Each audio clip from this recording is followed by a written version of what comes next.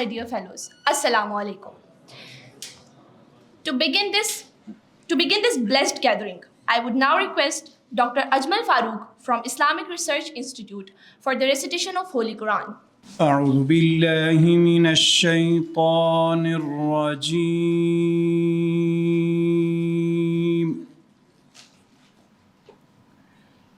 بسم الله الرحمن الرحيم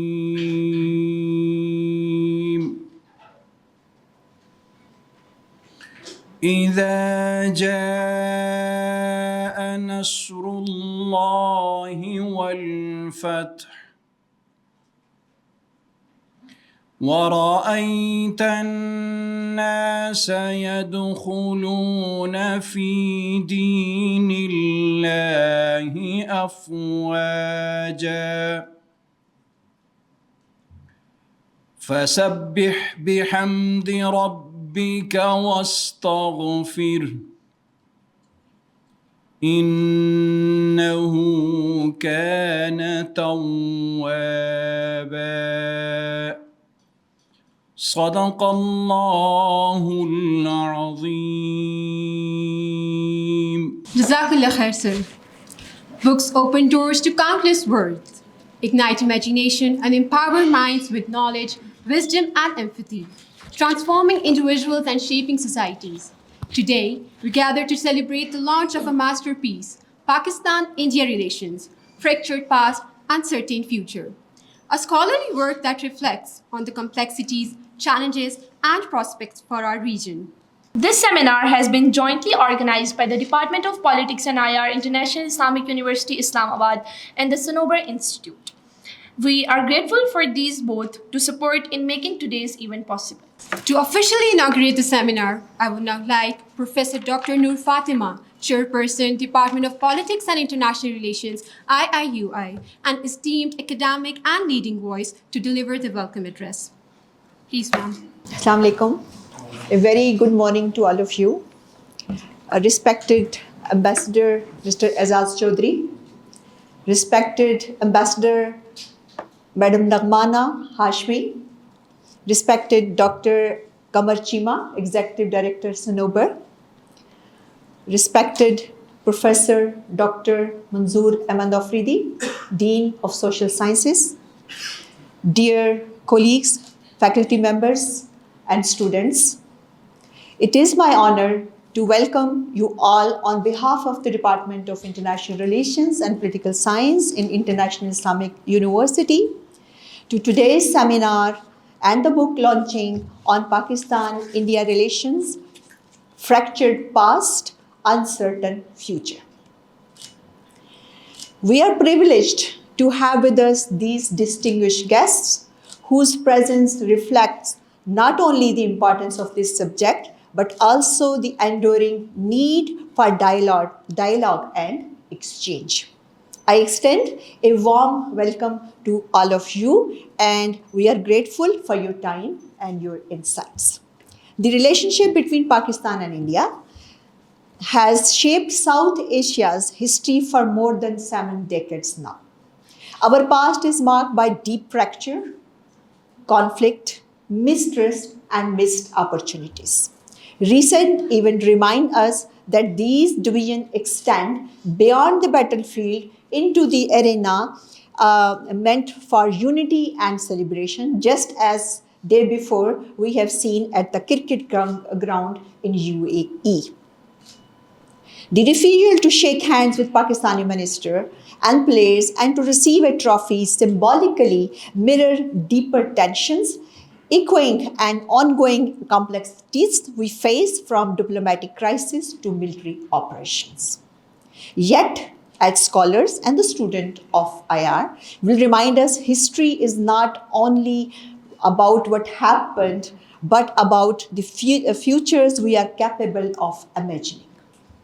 The question before us today is how to move beyond a fractured past towards a more stable and cooperative future. This relationship matters not only for our governments, but for our people, especially you, the younger generations. Nearly 2/3 of the South Asia population is under the age of 30. It is you, the students, the researcher, and the future leaders who will inherit the consequences of either continued hostility or renewed cooperation. Today's theme and the title also remind us of uncertainty we face, border tensions, economic rivalries, climate change, and the evolving global order. But amid uncertainty lies opportunity for creating diplomacy. We will be definitely hearing about this from two worthy ambassadors. People-to-people exchange, trade, and above all, peace. I hope that today's discussion will help us think beyond these headlines, including symbolic incidents like yesterday's cricket episode, and explore new pathways for cooperation. For while states may have boundaries, but knowledge, culture, and human aspiration know no boundaries. Once again, I warmly welcome our distinguished ambassadors, guests, our faculty members, our students. May today's seminar be a step forward in rethinking the relation between India and Pakistan, not as enemy trapped by the past, but neighbors with the shared responsibility for future. Thank you so much. It is our honor to introduce the distinguished author of today's book, Mr. Aizaz Ahmed Chaudhry, former Secretary of Foreign Affairs of Pakistan and the current chairman of Sanobar Institute, a seasoned diplomat and a respected scholar. We would now request Sir to kindly share his reflections and insights. Very, very vibrant student community. Thank you, Dr. Afridi. Thank you, Dr. Noor Fatma. And ma'am, aapka naam nahi pata, but Dr. Mariam. So thank you all, and thank you all for coming. If Dr. Manzoor Afridi allows me, I'll speak bilingually. Urdu میں بھی ذرا بات کرتے ہیں, کیونکہ مقصد یہ نہیں ہے کہ بھائی ان کو کوئی لیکچر دینا ہے, نہیں کوئی امتحان نہیں کرنا, but they need to have a greater understanding of what this book contains. دیکھیں 78 سال ہو گئے پاکستان کو آزاد ہوئے, ہو گئے نا جی. کیا وجہ ہے کہ ان دو ملکوں کے درمیان اچھے ہمسایوں کی طرح رہنے کا سلیقہ نہیں آیا؟ کیا وجہ ہے؟ ٹھیک ہے نا. اب یہ اس کی جو کھوج ہے اس سوال کی, وہ اس کتاب کے اندر ہے.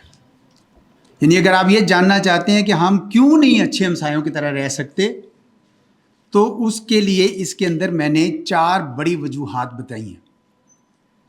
4 بڑی وجوہات. ایک تو کسی نے یہاں نعرہ لگایا کشمیر, آتا ہوں اس پہ بھی, لیکن اس سے بھی پہلے ایک بڑی وجہ یہ تھی کہ جب یہ ملک آزاد ہوا 1947 میں ہوئے ہم بھی اور وہ بھی, لیکن اس سے پہلے جو کچھ ہو رہا تھا اس سے آپس میں اتنی بد اعتمادی پیدا ہو گئی دونوں ملکوں کی قیادت میں بھی اور ہندوؤں اور مسلمانوں میں بھی, کہ وہ بد اعتمادی پاکستان ہندوستان بننے کے بعد بھی جاری رہی. Mutual mistrust. اچھا وہ کیوں ہوا؟ اس کے لیے آپ کو تھوڑا پیچھے جانا پڑتا ہے, کہ جیسے مغلیہ حکومت ختم ہو رہی تھی اور انگریز آ رہے تھے, تو اس وقت یہ احساس ہوا کہ انگریز تو یہاں پہ پارلیمنٹری ڈیموکریسی لائیں گے, جس کا مطلب یہ ہوگا کہ جس کی اکثریت اس کی حکومت. تو مسلمان تو اقلیت میں ہیں, یہ تو پیچھے رہ جائیں گے. یہ سب سے پہلے خیال آیا سر سید احمد خان کو. انہوں نے کہا کہ بھائی یہ جو ہے ایک دو کام انہوں نے کہا ایک تو آپ کانگریس میں شریک نہ ہوں, دوسرا انہوں نے کہا کہ تمام مسلمان پڑھیں. آپ کو پتہ ہے علی گڑھ یونیورسٹی بنائی انہوں نے, پڑھیں, انگریزی سیکھیں, ماڈرن سائنسز سیکھیں. تو انہوں نے اپنی قوم کو اٹھانے کی کوشش کی کہ تم جو ہے کانگریس پہ اعتبار نہ کرو, اپنے آپ کو اٹھاؤ. یہ پیغام پھر سید امیر علی نے اٹھایا, مولانا شبلی نعمانی نے, مولانا حالی نے, نذیر احمد دہلوی نے, اور فائنلی علامہ اقبال نے. لیکن جس کا صحرا جاتا ہے, جس کے سر, وہ ہیں قائد اعظم محمد علی جناح, جنہوں نے اس موومنٹ کو ایک شیپ دی.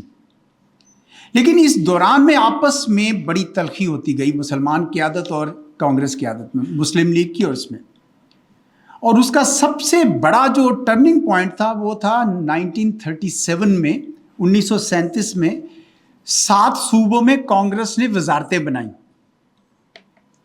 پتہ ہے آپ کو, ان وزارتوں میں اگر آپ بہت سارے آتھرز ہیں، ان کو پڑھیں، چودھری محمد علی کو پڑھیں، ایمرجنس آف پاکستان، کے عزیز کو پڑھیں، تو وہ آپ کو بتائیں گے کہ کس طریقے سے کانگریس کا جو جھنڈا تھا انہوں نے اپنا ہندوستان کے جھنڈے میں بدل دیا. اور جو بندے ماترم تھا، بندے ماترم پتہ ہے کیا ہے؟ وہ اس وقت ایک بنگال کے ایک شاعر تھے، انہوں نے اوڈ ٹو بنگال لکھا تھا، جس میں درگا ماں جو ان کی درگا گاڈس ہے اس کے نام وہ ایک ٹریبیوٹ تھا، تو اس کو انہوں نے قومی ترانہ بنا دیا. اور جب بچے اسکول میں آتے تھے یا کالج یونیورسٹی میں آتے تھے، سب سے پہلے ان کو وہ پڑھنا پڑتا تھا. گاندھی کا پورٹریٹ تھا، اس کی پوجا کرنی پڑتی تھی ان کو. تو ان کو ایسا، اور ہندی جو ہے اردو کی جگہ انہوں نے ایسا ایسا ہندی نکال.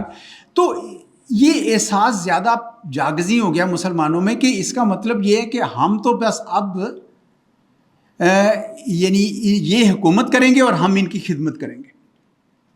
تو چنانچہ جب یہ موومنٹ چلی تو مسلم لیگ پاپولر ہو گئی. جب پاپولر ہوئی مسلم لیگ تو اس نے ووٹ کچھ زیادہ لیے تو کوئلیشن گورنمنٹ بنی. جب کوئلیشن گورنمنٹ بنی 1945-46 کی تو آپس میں تلخی بہت بڑھ گئی. لیاقت علی خان اس کے وزیر خزانہ تھے، تو اتنی بڑی کہ وہ جب پاکستان ہندوستان آزاد ہوئے تو وہ تلخی اسی طرح چلتی گئی. اور پنڈت نہرو جو وزیر اعظم تھے ان کے، اور سردار پٹیل جو ان کے ہوم منسٹر تھے، انہوں نے عہد کیا کہ اب پاکستان جو ہے یہ بند تو گیا لیکن اس کو ہم ٹھہریں گے نہیں، ان کو ختم کریں گے، ڈسمنٹل کریں گے. تو پاکستان کے پاس تو کچھ نہیں تھا سٹارٹ کرنے کے لیے، تو پاکستان نے وہاں سے اپنے آپ کو سٹارٹ کیا. اور الحمدللہ نہ صرف ہم سروائیو کیے بلکہ تھرائیو کیے. اس وقت ایک ہمارے پاس انڈسٹری تھی ٹیکسٹائل مل، آج دیکھیں کتنی ہیں. ہمارے پاس اس وقت کچھ بھی نہیں تھا. یہ فورن آفس ہمارا جو ہے وہ مرہٹا پیلس میں بنا تھا، اس میں مرہٹا پیلس ہے کراچی میں. تو وہ کہتے ہیں کہ ایک ٹائپ رائٹر تھا اور ککر کے کانٹوں سے وہ فائلیں پروتے تھے اس وقت، کیونکہ تھا ہی کچھ نہیں. لیکن الحمدللہ پاکستان نے وہ، تو یہ پہلا جو چیپٹر ہے اس کے اندر میں نے یہ سب اس لیے لکھا ہے کیونکہ بہت سارے میں نے دیکھے ہیں یہاں پہ ایسے نئے نئے اسکالرز آ گئے ہیں جو پاکستان پہ سوالیہ نشان اٹھا رہے تھے. وہ کہہ رہے تھے 2 نیشن تھیوری غلط تھی، یہ 1971 کے بعد یہ تھیوری قائم نہیں رہی. وہ کہتے تھے قائد اعظم کے ذہن میں پاکستان کا کوئی نقشہ ہی نہیں تھا اور کلیئرٹی نہیں تھی. میں نے ان ساری چیزوں کا اس میں جواب دیا ہے. یہ بنیادی طور پر جو پہلا چیپٹر ہے میں نے اپنے اسٹوڈنٹس کے لیے لکھا ہے، آپ لوگوں کے لیے لکھا ہے، کیونکہ آپ پاکستان کا مستقبل ہے. آپ کو یہ کلیئرٹی ہونی چاہیے کہ پاکستان کے خلاف بولنے والے جو ہیں وہ ہمارے آئیڈیا کے خلاف جو ہیں وہ متنفر ہمیں کرنا چاہتے ہیں تاکہ ہم ایک قوم کے طور پر اٹھ نہ سکیں. اس لیے یہ پہلا چیپٹر جو ہے وہ اس پہ لگایا ہے. اور بد اعتمادی کی جو وجہ تھی وہ بھی اس میں ساری میں نے بیان کی ہے کہ کس طریقے سے یہ آپس میں نہ رہ سکے اکٹھے. دوسری وجہ ہے کشمیر، جس کا بھی آپ نے ذکر کیا. ہم کشمیر پہ بھی میں نے یہ دیکھا ہے کہ بہت سارے لوگوں میں غلط فہمیاں پیدا کر دی گئیں کہ جی یہ تو کشمیری تو رہنا نہیں چاہتے تھے ان کے ساتھ، یا یہ کہ جو ٹرائبلز اٹھے اور انہوں نے وہاں پہ جا کے لوٹ مار شروع کر دی، مال غنیمت. یہ ساری کہانیاں اس لیے بنائی گئی تھی تاکہ پاکستان کا کشمیر پہ جو موقف ہے وہ کمزور ہو جائے. اس میں نے یہ بیان کیا ہے کہ کس طریقے سے کشمیر تو پاکستان کا اخلاقی لحاظ سے، قانونی لحاظ سے، جغرافیائی لحاظ سے پاکستان کا حصہ ہونا چاہیے تھا. 93% تھی ویلی کے اندر مسلمان کی آبادی، مسلم اکثریت، اور 76-77% تھی پوری اسٹیٹ کے اندر. اور یہ پاکستان کے جو ٹیریٹری بننے اس کے ساتھ جڑا ہوا تھا تو اس کا حصہ بننا چاہیے تھا. لیکن باقاعدہ ایک سازش کی گئی جس میں پنڈت نہرو صاحب شامل تھے، بلکہ روح رواں تھے، اور ساتھ میں انہوں نے ماؤنٹ بیٹن کو بھی ملایا. وہ ہوا یہ کہ جب انہوں نے کہا نا کہ اب آزادی ہم دے دیں گے، تو جو مہاراجہ ہری سنگھ ہے اس کا خیال آیا کہ کیوں نہ میں کشمیر کو آزاد رکھوں، نہ ہندوستان کے ساتھ جاؤں نہ کشمیر کے ساتھ. تو جو کشمیر کے لوگ تھے وہ پاکستان کے ساتھ جانا چاہتے تھے، پونچھ کے علاقے میں کھڑے ہوئے. تو مہاراجہ کی فورسز نے ان پہ ظلم کیا بہت، تو وہ وہاں سے نکلے ہیں اور وہ اسلحہ لینے کے لیے گئے ہیں ٹرائبل ایریاز میں. وہاں پہ افریدی صاحب جیسے بہت سارے ان کے فور فادرز میں سے، انہوں نے کہا کہ بھئی یہ تو تمہارے ساتھ ظلم ہو رہا ہے، ہم تمہارے ساتھ چلیں گے. وہ بھی ساتھ آئے، تو اس لیے اس کو ٹرائبل اپرائزنگ کہتے ہیں.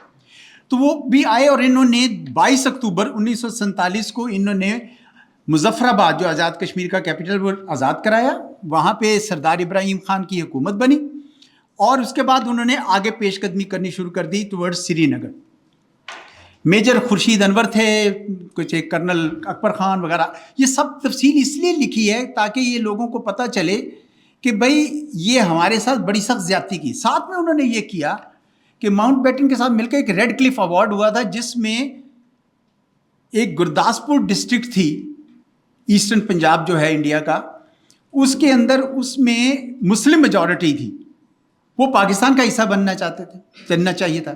لیکن ریڈ کلف ایوارڈ کو انفلوئنس کر کے چینج کروایا ماؤنٹ بیٹن کے ذریعے انہوں نے, پنڈت نہرو نے. اور یہ اب ریکارڈ پہ ساری باتیں ہیں, میں نے اس میں سارے ریفرنسز ڈالے ہیں تاکہ آپ کو یہ پتہ ہو کہ یہ زیادتی کس طرح کی گئی.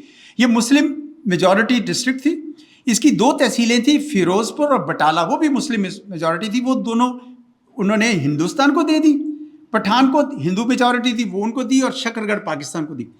تو اس طرح ان کو ایک لینڈ روٹ مل گیا کشمیر پہ. لیکن یہ کافی نہیں تھا ان کے لیے, بلکہ جب یہ مہاراجہ وہاں سے بھاگا 26 اکتوبر کو آیا, جموں میں آیا, تو اس نے نہرو کو کہا کہ یہ تو لشکر آ رہا ہے تو میں کہاں جاؤں گا. انہوں نے کہا آپ ایکسیڈ کرو, انسٹرومنٹ آف ایکسیشن دو. وہ بھی انسٹرومنٹ آف ایکسیشن بھی آج تک کسی کو ملا نہیں ہے. السٹر لیمب برٹش اسکالر ہے, اس نے باقاعدہ حلفاً یہ بات لکھی ہے کہ میں نے اس کو بڑا ڈھونڈنے کی کوشش کی, مجھے کہیں سے نہیں ملا. لیکن ہندوستان نے پہلے سے تیاری کی ہوئی تھی, کیونکہ سردار پٹیل اور نہرو نے 26 اکتوبر کو 100 ملٹری اینڈ سول پلینز تیار رکھے ہوئے تھے. آپ کیسے تیار کر سکتے ہیں, چند گھنٹوں میں تیار کر کے رکھے تھے, اور انہوں نے فوجیں اتار دی 27 اکتوبر کو سری نگر میں. یہ باتیں ریکارڈ میں ہیں. کس سے ریکارڈ لیا میں نے؟ برٹش اسکالر ہے السٹر لیمب, امریکن ہے اسٹینلی وولپرٹ, انڈین ہے ایم جے اکبر, انڈین ہے اے جی نورانی, اور ایک ایس ایم برک اور لارنس زیرنگ سے, اور ہمارے اقبال اخوند بھی ہیں. یہ سارا اب ریکارڈ پہ ہے کہ کس طرح پاکستان کے ساتھ ایک سازش کر کے کشمیر کو پاکستان سے الگ کیا گیا. حالانکہ کشمیریوں کے جو ناطے ہیں پاکستان کے ساتھ, خصوصاً شمالی پنجاب کے ساتھ, وہ صدیوں کے, جس شہر میں آپ اس وقت ہیں اس کا جو بغلی شہر ہے راولپنڈی, اس کو کہتے تھے کشمیر کی منڈی راولپنڈی. سارے دریا وہاں سے آتے ہیں, ان کی مارکیٹس یہاں پہ تھی, ان کی زبان, تمدن, رہن سہن, یہ سب ملتا جلتا تھا. تو اس وجہ سے کشمیریوں میں سے غالب حصہ جو ہے وہ آج تک اس کو قبول نہیں کر سکا. اس کے بعد وہ اقوام متحدہ گئے, انہوں نے بڑی کوششیں کی ہیں یہ وہ, لیکن ہندوستان نے ہر قسم, اور اب مودی صاحب نے تو آ کے اس کا ایک حلیہ ہی بگاڑ دیا ہے, اور وہ کوشش کر رہے ہیں کہ کسی طریقے سے وہاں پہ ڈیموگرافک چینجز آ جائیں, اتنے ہندو آباد کر دوں کہ یہ مسلمان اکثریت ہی نہ رہے. تو یہ بڑا پاکستان کے لیے ایک جذباتی معاملہ ہے. اگر آپ اس کی یہ تاریخ پڑھیں گے تو آپ کو محسوس ہوگا کہ ہم نہیں چھوڑ سکتے ہیں اس کو کسی طور پہ بھی. کوئی حکومت ایسی نہیں ہے جو یہ ایک دم سے اس کو چھوڑ دے کہ ٹھیک ہے جی آپ چلے جائیں. تو چنانچہ یہ دوسری وجہ ہے کہ یہ دونوں ملک جو ہے نا آپس میں نہیں رہ پائے. تیسری جو وجہ بنی ہے وہ ابھی موجودہ پچھلی 2-3 دہائیوں میں بنی ہے. 9/11 کا سنا سب نے. 9/11 کے بعد ہندوستان نے یہ محسوس کیا کہ اب ساری دنیا میں چونکہ ٹیررزم کے خلاف ایک ماحول بن گیا ہے, تو کیوں نہ ٹیررزم کو استعمال کیا جائے پاکستان کو بدنام کرنے کے لیے اور کشمیر کی فریڈم سٹرگل کو بدنام کرنے کے لیے. وہ کیسے؟ اس لیے کہ پریزیڈنٹ بش نے یہ کہا کہ جو ہم پہ حملہ ہوا ہے نیو یارک کے ورلڈ ٹریڈ سینٹر پہ, وہ ریڈیکل اسلام نے کیا ہے. تو انہوں نے یہ سوچا ہندوستانیوں نے کہ ہم بھی یہ کہتے ہیں کہ دیکھیں ہندوستان بھی وکٹم ہے ریڈیکل اسلام کا, اور وہ کہاں سے آ رہا ہے؟ وہ پاکستان سے آ رہا ہے. 3 مہینے بعد, صرف ستمبر 2001 میں ہوا, صرف 3 مہینے بعد, بلکہ 1 مہینے بعد پہلے شری نگر کی پارلیمنٹ اکتوبر میں حملہ ہوا, پھر دسمبر 2001 میں انڈیا کی جو پارلیمنٹ نیو دلی میں اس پہ حملہ ہوا. انہوں نے جھٹ سے الزام لگایا کہ یہ پاکستان میں 2 گروپس ہیں, لشکر طیبہ اور جیش محمد, یہ انہوں نے کروایا. گویا پاکستان جو ہے سپانسر کر رہا ہے جس طریقے سے مسلمان ملکوں نے سپانسر کیا تھا القاعدہ کے لوگوں کو. اس طرح کا ایک انالوجی بنا لی. اب تحقیق تو بعد میں ہوئی, لیکن انہوں نے تیاری شروع کر دی جنگ کی. جب تحقیق ہوئی تو میں نے اس کو سر ٹریس کیا سب کو, تو پتہ چلا کہ سپریم کورٹ تک یہ کیس گیا اور ان کو کوئی ثبوت نہیں ملا. سپریم کورٹ کی اپنی ججمنٹ کی ورڈنگ ہے کہ ہمارے پاس ایویڈنس نہیں ہے except for circumstantial evidence, and we are sentencing one Kashmiri, Afzal Guru اس کا نام تھا, بارہمولہ کے تھے, to satisfy collective conscience of society. میں کوٹ ان کوٹ ہے, to satisfy collective conscience of society, یعنی ثبوت کے بغیر. تو ہندوستان میں بھی آوازیں اٹھنی شروع ہو گئی, بھئی آپ نے تو پاکستان پہ الزام لگایا تھا, یہ کیا؟ تو انڈیا پینگوئن نے ایک کتاب چھاپی 2016 میں, اس کا انٹروڈکشن ارون دتی رائے نے دیا. اس میں بھی یہی تھا, hanging of Afzal Guru, the strange case, اس کا ٹائٹل تھا the strange case of the attack on Indian parliament. Strange اس لیے ہوا کہ اس میں بھی انہوں نے یہ ثابت کیا کہ جناب ان کے پاس تو ایویڈنس کوئی نہیں تھی. پھر چند سالوں بعد ایک ہندوستان کے ایک پولیس آفیسر تھے دویندر سنگھ, وہ پکڑے گئے. وہ کوئی ملیٹنٹس کو لے جاتے تھے اور کوئی افراتفری کرواتے تھے, ان سے پکڑے گئے. تو ان سے پوچھا گیا, انہوں نے کہا جی میں نے افضل گرو کو ٹارچر کیا, وہ جانے نہیں چاہ رہا تھا, اس کو مار کے میں وہاں لے گیا تاکہ یہ کسی پہ یہ کیس ڈالا جا سکے. اس طریقے سے یہ سلسلہ شروع ہوا, اور اس وقت دو کام کیے ہندوستان نے. ایک کام یہ کیا کہ جو بھی ہو جھٹ سے پاکستان پہ الزام لگاؤ, اور دوسرا کام یہ کیا کہ لا کے فوجیں کھڑی کر دیں.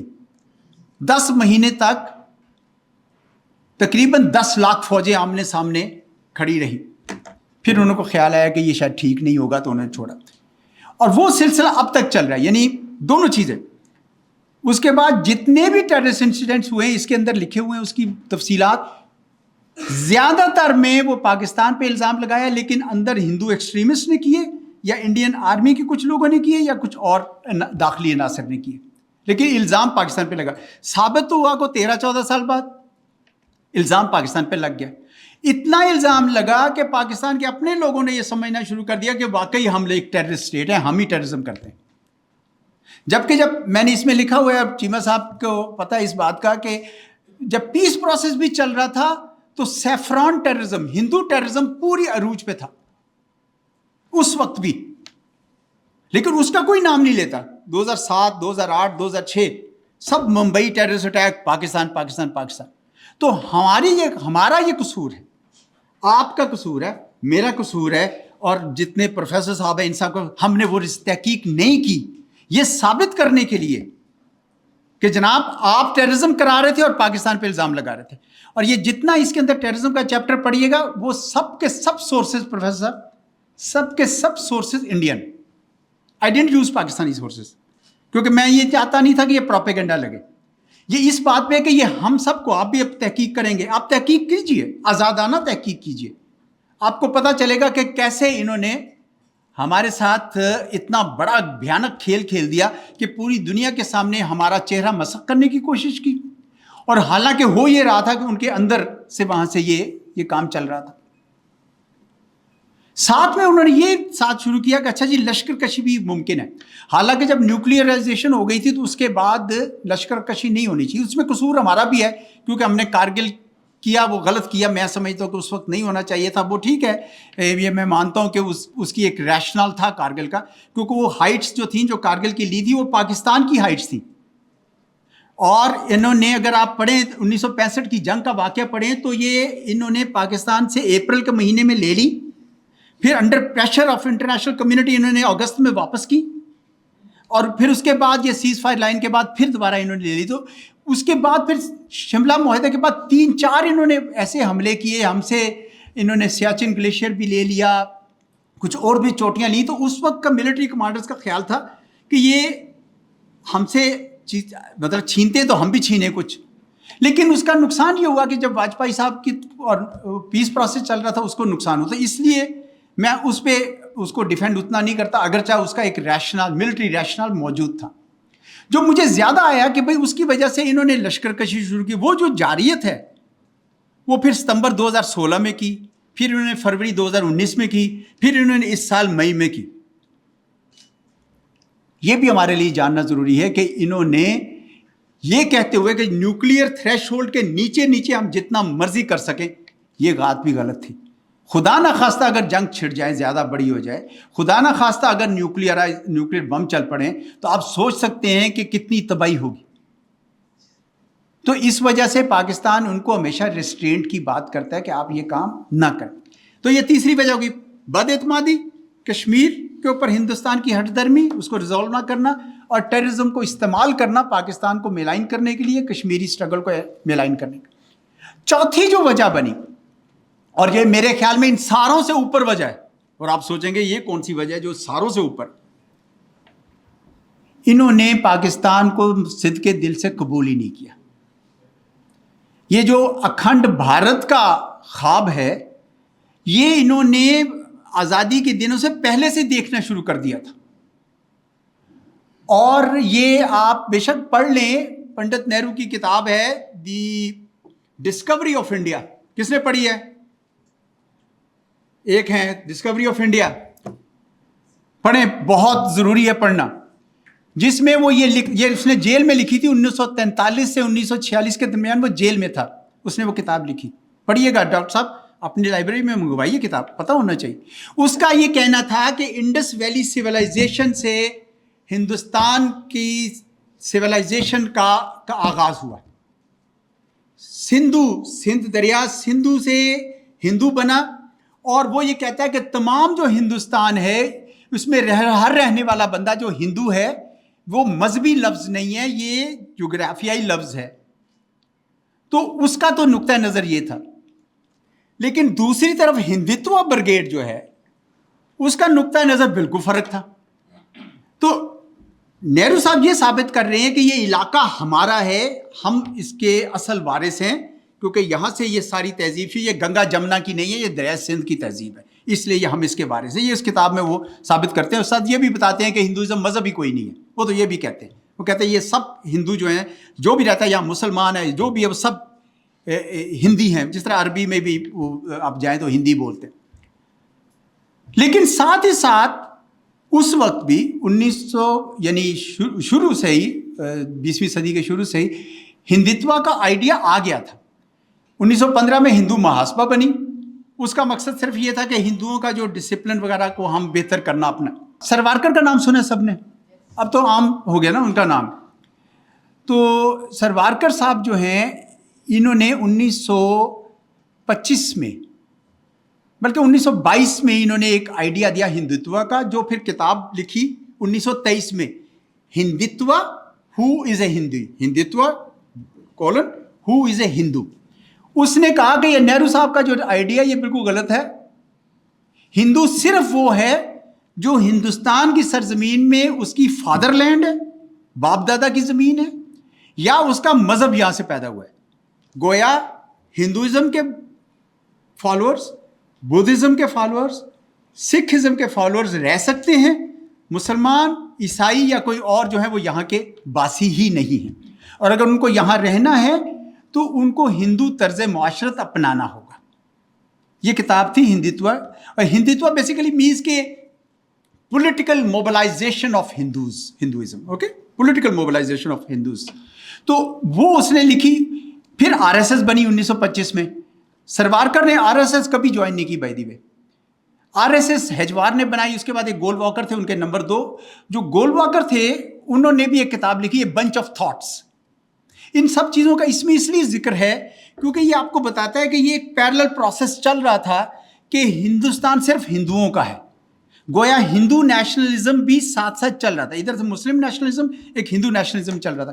ان کے ساتھ یہ ہوا کہ انہوں نے گاندھی جی کو مار دیا، ان کے ایک زیلٹ نے، نتھورام گوڈسے نے. اس کی وجہ سے ان پہ پابندی لگی 1 سال کے لیے، یہ دب گئے. پھر یہ انہوں نے شکل اپنی اٹھائی ہے، سر اٹھایا 1992 میں جب بابری مسجد گرائی ہے، شہید کی ہے. اس وقت ان کو پتہ چلا کہ یہ تو بڑی طاقت ہے بی جے پی کو. تو انہوں نے پہلے گجرات میں جیتا، مودی صاحب وہاں پہ چیف منسٹر بنے. تو وہاں سے یہ سلسلہ شروع ہوا. انہوں نے دیکھا کہ یہ تو بڑا سیفرون جو ایک بڑا زبردست سمبل ہے.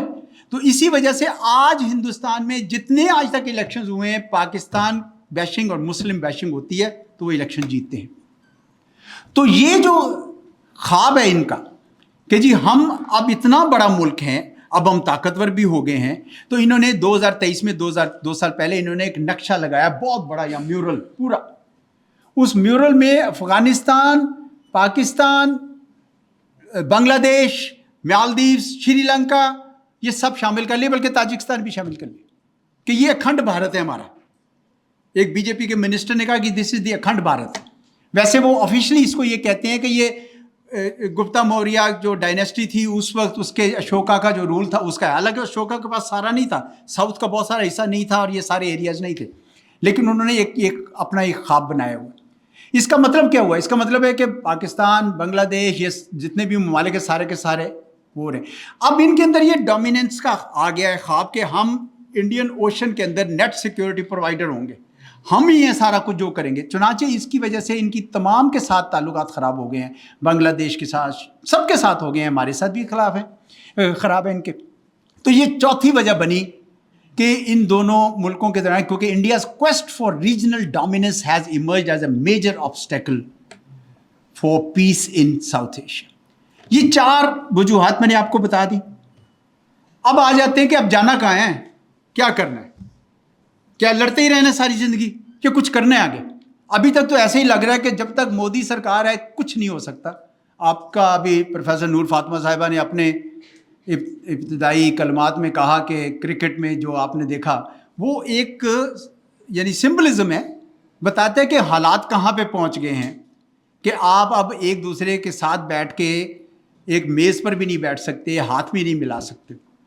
اتنی نفرت کوٹ کوٹ کر بھر دی ہے ان کے میڈیا کے اندر بھی. یہ میں نے چیمہ صاحب کو کل سنا, وہ این ڈی ٹی وی پہ وہ 3 تھے اور یہ 1 تھے اور گرج گرج کے بول رہے تھے ماشاءاللہ. تو یہ کیونکہ وہ سننے کو تیار نہیں تھے, وہ بالکل سننے کو تیار نہیں تھے.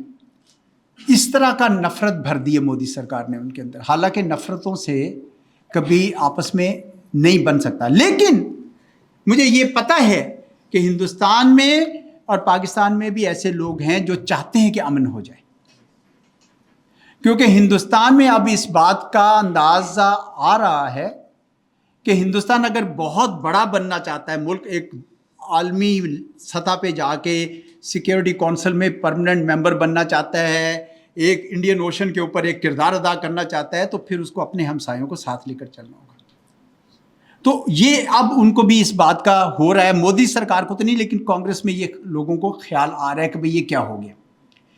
دوسری بات یہ ہے کہ ہندوستان کی اپنی جتنی اقتصادی ترقی ہے, اگر جنگ ہو جاتی ہے تو وہ سارے تو بھاگ جائیں گے, سارے انویسٹرز جو ہیں, اس لیے بھی ان کے لیے بہت ضروری ہے. پاکستان کے لیے, بنگلہ دیش, سب کے لیے بھی ضروری ہے, کیونکہ ہم بھی چاہتے ہیں کہ ہم بھائی اپنے امن ہو تو ہم کچھ اپنا کام بھی کریں. ہر چند سالوں کے بعد یہ ایک جارحیت کھڑی کر دیتے, اب مئی میں اتنی بڑے انہوں نے ہم پہ حملہ کیا. تو اس کے لیے پھر میں نے آخری چیپٹر لکھا ہے. آخری چیپٹر میں یہ لکھا ہے کہ جتنے آج تک ایگریمنٹس ہوئے, جتنے آج تک اعتماد سازی کے کام ہوئے, ان کو کہتے ہیں کانفیڈنس بلڈنگ میئر, CBMs, وہ سب کو جمع کیے.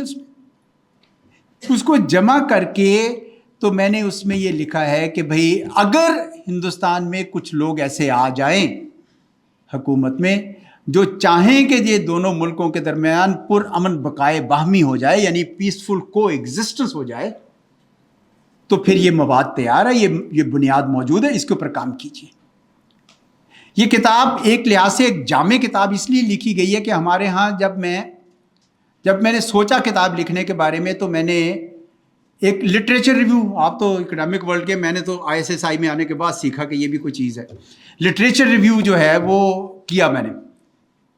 اپنی ڈائننگ ٹیبل پہ, میری اسٹڈی ٹیبل پہ جگہ نہیں تھی, میں نے سارے امریکن آتھرز کی کتابیں, برٹش آتھرز کی, انڈین آتھرز کی, پاکستانی آتھرز کی کتابیں ساری جمع کر لی پہلے. تو میں نے دیکھا کہ جو امریکن آتھرز ہیں, برٹش آتھرز ہیں, وہ کوئی ایک فالٹ لائن پکڑتے, عموماً پاکستان کی سول ملٹری امبیلنس پکڑ لیا کوئی ایسی, اس کے اوپر فوکس کرتے. اسٹیفن کوہن نے تو آئیڈیا آف پاکستان, مطلب ویری آئیڈیا آف پاکستان پہ بھی سوال اٹھا دیا کہ دی آئیڈیا آف پاکستان. ہندوستانی جو ہیں وہ انریزروڈلی بیش کرتے ہیں پاکستان, مطلب کوئی اس کے کوئی جھجک نہیں, کوئی شرم نہیں, کوئی لحاظ نہیں, کوئی مروت نہیں, کوئی دید نہیں, सीधा सीधा पाकिस्तान को वो मुजस्सम शैतान पेश करते हैं और ख़ुद को मुजस्सम फरिश्ता पेश करते हैं। तो हिंदुस्तानी ऑथर, पाकिस्तानी ऑथर्स जो है ना वो मिक्स्ड रेकॉर्ड, एक तो लिखा कोई नहीं ख़ास, जिन्होंने लिखा उनको भी पब्लिशर्स ने उनसे कुछ ऐसी चीज़ें लिखवा दी जिससे पाकिस्तान की पिटाई ज़्यादा हो गई। इसलिए ये ज़रूरी था कि हम भी अपना मुकदमा सर उठाकर सीना तान कर फ़ख्र से बयान कर सकें कि ऐसी बात नहीं है कि पाकिस्तान को मुजस्सम शैतान बना रहे हैं वो जो ख़ुद मुजस्सम शैतान है। तो इसलिए ये किताब जो है ये एक रेफरेंस बुक है, इसलिए कि ये मैं चाहता हूँ कि हमारे बच्चे, आप जो हैं, आप पाकिस्तान का मुस्तकबिल हैं, आप पढ़ें, आपको अंदाज़ा हो कि पाकिस्तान का मुकदमा मजबूत है। हमारे जो भी नैरेटिव बना हुआ है हमारे ख़िलाफ़ वो भी हमें उसको दूर करना है। और ये मेरी फाइनल थॉट भी यही है कि ये जो नैरेटिव बिल्डिंग है ये कई बार परसेप्शन हकीकत से ज़्यादा ताकतवर हो जाती है। मोहल्ले में किसी की रेपुटेशन ख़राब हो जाए ना कि ये तो धोखा, तो अब वो जो मैंने अगर उसके साथ बिजनेस भी करना है तो उसकी रेपुटेशन पहले आड़े आ जाएगी, मैं नहीं करूँगा, मैं कहूँगा इसकी तो रेपुटेशन बड़ी ख़राब है। हमें उसको काउंटर करना है, हमें किताबें लिखनी है, हमें आर्टिकल्स लिखने हैं, हमें पॉडकास्ट करने हैं, हमें डिजिटल स्पेस में जाना है, हमें बताना है कि जनाब ऐसी बात नहीं है। पाकिस्तान अमन और सलामती का पैगंबर है, हमारे कायदे आज़म ने भी यही पैगाम दिया और हमें उसी तरह रहना है और अमन के लिए काम करना है हम, लेकिन इज़्ज़त और आबरू के ऊपर कोई समझौता हम नहीं करेंगे। अल्लाह ताला आप लोगों को खुश खुर्रम रखे, सलामत रखे, और आपका भी शुक्रिया कि आपने ये मौका दिया कि इन बच्चों से बातचीत हो सके। शुक्रिया। All in all, Sir has given us a roadmap for understanding and bringing a way forward for peaceful coexistence between Pakistan and India. Thank you, Sir, for your enlightening thoughts. We are also privileged to have with us Ambassador Nakmana Hashmi, former ambassador to China, the European Union, Belgium, Luxembourg, and Ireland. She is a distinguished diplomat whose remarkable career has contributed immensely to Pakistan's foreign relations and global standing. I would now like Madam Ambassador to kindly address the gathering. सबसे पहले अस्सलाम वालेकुम, उम्मीद है आप सब लोग खैरियत से होंगे। अफरीदी साहब, आपका बहुत शुक्रिया कि आज आपने मुझे ये मौका दिया कि इतने यंग अच्छे बच्चे बच्चियों से मुलाकात हो गई, क्योंकि it's always nice to be among young people. आप को ये चैलेंज भी करते हैं और आपका जो एक बिलीफ है कि ये मुल्क अच्छे लोगों के हाथों में है और इंशाअल्लाह ये बच्चे इस मुल्क के लिए बहुत कुछ करेंगे और हमें मायूस कम होना चाहिए और उम्मीद ज़्यादा रखनी चाहिए। So you made my day bye letting me speak to so many of these young bright people here today. अब जो आज की किताब है हमारे बहुत ही रिस्पेक्टेड सीनियर कॉलीग और बहुत अच्छे हमारे दोस्त की, उसके मुतालिक मुझे कुछ कहने को कहा गया है।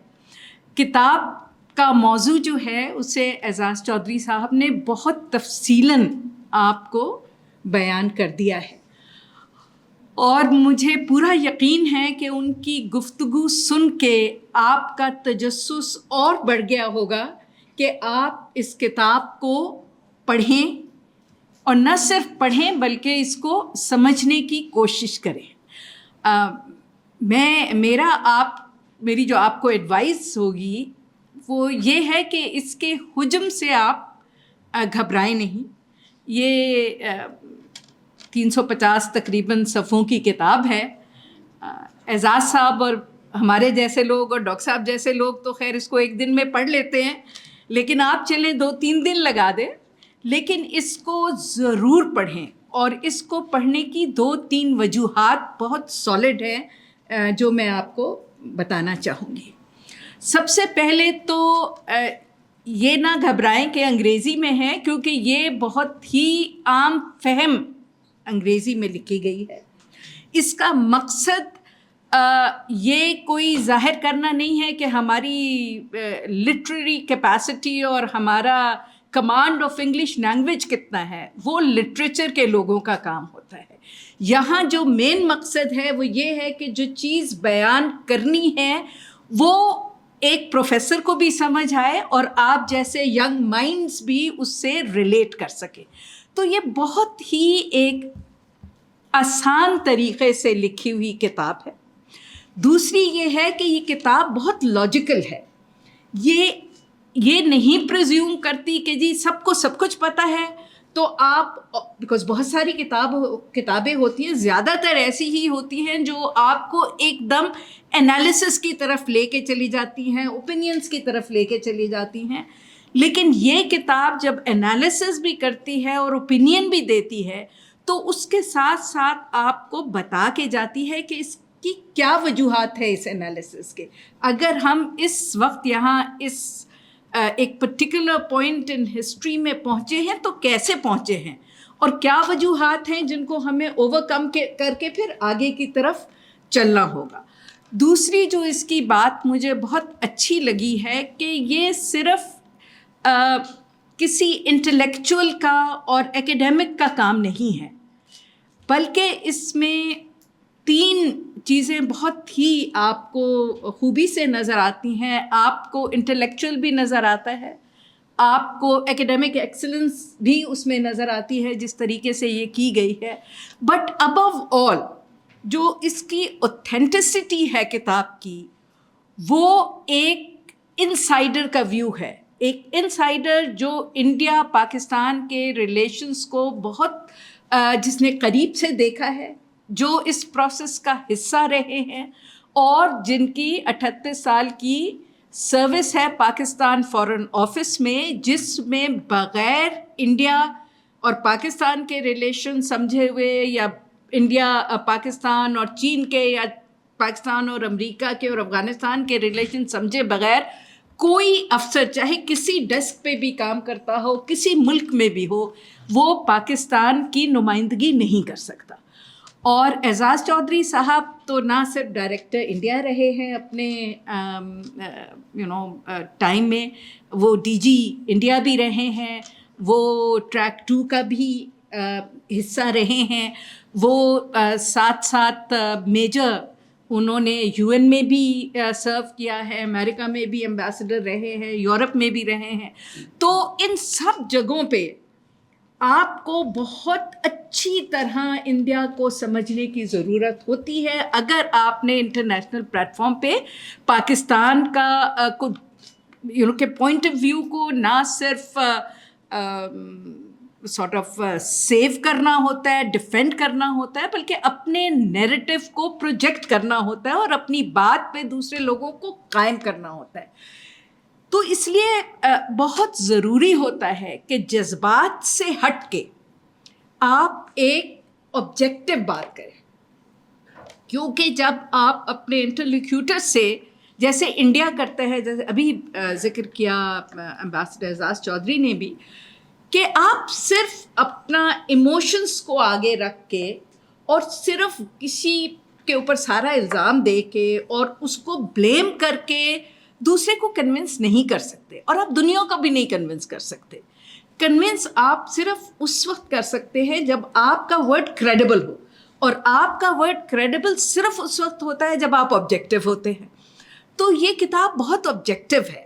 اس میں صرف ابھی تو انہوں نے اپنا ہی آپ کو تھوڑا سا بتایا ہے کہ پاکستان کا کیا اس پہ انڈیا کے جو ایشوز ہیں پاکستان کے ساتھ, اس پہ ہمارا کیا پوائنٹ آف ویو ہے. لیکن اس کتاب میں انہوں نے دونوں پوائنٹ آف ویوز جو ہے ان کو ریفلیکٹ کیا ہے. تو یہ ایک ون سائیڈڈ رینٹ نہیں ہے of hatred against the Indians. یہ بڑا ایک آبجیکٹو وہ ہے کہ جہاں ان کے مسائل ہیں, ہمارے بھی مسائل ہیں. انہوں نے بھی بہت غلطیاں کی ہیں, اپرچونیٹیز مس کی ہیں, کچھ ہم نے بھی کی ہیں. تو اور ہر چیز کے اوپر وہ کیا کہتے ہیں اور ہم کیا, واٹر ایشو ہے جیسے, اس پہ خالی ہمارا پوائنٹ آف ویو نہیں بیان کیا گیا بلکہ ان کا بھی پوائنٹ آف ویو بیان کیا گیا ہے. اس لیے یہ آپ لوگوں کے لیے خاص طور پہ جس آپ لوگ تو ہے ہی پالیٹکس اور آئی آر کے اسٹوڈنٹس, آپ لوگوں پہ لازم ہیں کہ آپ یہ کتابیں بھی پڑھیں, اور کچھ بہت اچھی کتابوں کے ریفرنسز جو ہیں اس کتاب میں موجود ہیں. آپ انہیں بھی پڑھیں سمجھیں، کیونکہ انڈیا کہیں نہیں جا رہا، ہم بھی کہیں نہیں جا رہے اور یہ خطہ بھی کہیں نہیں جا رہا. تو آپ لوگوں نے آگے، ہم لوگوں نے تو جو غلطیاں کرنی تھیں، اچھا کرنا تھا، کر لیا. اب اس ملک کا فیوچر آپ لوگوں کے ہاتھ میں ہے. کل آپ لوگ بیٹھے ہوں گے انڈینز کے ساتھ، ان کے میڈیا کے ساتھ، ان کے کچھ آپ میں سے ڈپلومیٹس ہوں گے، کچھ جرنلسٹ ہوں گے، کچھ پولیٹیشینز ہوں گے. تو آپ جب تک اچھی طرح یہ نہیں سمجھ پائیں گے کہ آخر انڈیا ہے کیا اور ہمیں اس سے کس طرح، جیسے اعزاز چودھری صاحب نے کہا کہ ہم نہ اپنی جغرافی چینج کر سکتے ہیں، ہم صرف وہ انوائرمنٹ کریٹ کر سکتے ہیں کہ کچھ امن و سکون سے چلے، دیرینہ دوستی نہ ہو، لیکن ایک دوسرے کو ایکسیپٹ کر کے کم سے come as respectable neighbors, let's not say کہ friendly or good neighbors, but as respectable practical کاموں میں تو ہم آگے چل سکیں. تو میری آپ کو بالکل بہت بھرپور ریکمنڈیشن ہے، پلیز ریڈ دس بک. اور I would also request doctor Afridi to get a lot of copies of this book for his library so people have easy access. تو بس یہ یہاں سن کے نہ ختم کیجیے گا، اس کو ضرور پڑھیے گا. بہت شکریہ. For the closing remarks, I would like to invite Dr. Manzoor Khan Afridi, Dean Faculty of Social Sciences, IIUI, a respected academic mentor whose guidance enriches our scholarly community. Bismillah ar-Rahman ar-Rahim. Ambassador Aizaz Ahmad Chaudhry, Ambassador Nagmana Hashmi, Dr. Qamar Cheema, Professor Dr. Noor Fatima, my colleagues and dear students. It's indeed pleasure for all of us that today we have our very seasoned diplomats, distinguished guests, and also academician among us who delivered their talk, especially about the India-Pakistan relations, and particularly on the book written by Aizaz Ahmad Chaudhry صاحب. میں سمجھتا ہوں کہ یہ کتاب جو ہیں وہ کہا جاتا ہے کہ ایسی زندگی گزارنی چاہیے کہ آپ پہ کوئی کتاب لکھ کے، رائٹ. اگر ایسا نہ ہو تو کم از کم آپ ایک کتاب لکھیے. یہ بھی اگر ممکن نہیں ہے تو پھر کم از کم یہ ہونا چاہیے کہ ہم کتابیں پڑھیں. تو یہ کتابیں جو لکھی جاتی ہیں یہ نالج ہیں، اور اس کے پیچھے جو ہے بہت زیادہ محنت جو ہیں وہ ہوتی ہیں. اس کے پیچھے ایک تجربہ ہوتا ہے، ایک حقائق جو ہیں وہ اکٹھی ہوئی ہوتی ہیں اور اس کو بک کی شیپ میں جو ہے پریزنٹ کیا جاتا ہے. تو جس طرح ایمبیسڈر صاحب نے کہا کہ ان کی خواہش تھی کہ اس طرح کتاب جو ہے وہ لکھی جائے جو اصل حقائق کو سامنے پیش کرے، اور مختلف جس طرح British, American, Indian, Pakistani writers نے کتابیں لکھی ہیں، لیکن پھر بھی وہ جس کو ہم ایک خلا کہہ سکتے ہیں کہ وہ چیز باقی تھی جس کو اعزاز چودھری صاحب نے فیل کرنے کی کوشش کی ہیں، اور میرے خیال میں کہ کامیابی سے وہ کوشش جو ہیں ان کی طرف سے ہوئی ہیں. کہتے ہیں کہ we can't neighbours can't be changed, right, کیونکہ جغرافی کو آپ چینج نہیں کر سکتے. تو پاکستان کی جو ریلیشنز ہیں 1947 سے لے کر اب تک، خاص کر انڈیا کے ساتھ، وہ کوئی زیادہ اچھے نہیں رہے ہیں، بلکہ آج کل اگر دیکھیں تو ورسٹ کنڈیشنز ہم کہہ سکتے ہیں. اس کی مختلف ریزنز ہیں. ایمبیسڈر صاحب نے اس کتاب میں وہ ساری ریزنز، فیکٹرز، ان سب کا ذکر کیا ہے. تو اس لیے if you want to have peace in the region, we have to move for peaceful coexistence. اور یہ جو peaceful coexistence ہیں this is also cornerstone of the China's foreign policy. Madam یہاں پہ بیٹھی ہوئی ہیں. جب میں پی ایچ ڈی کر رہا تھا چائنا سے تو ambassador Naghmana Hashmi she was there and she was minister there in Pakistan's embassy in Beijing, China. So again great pleasure to see her here and to host her.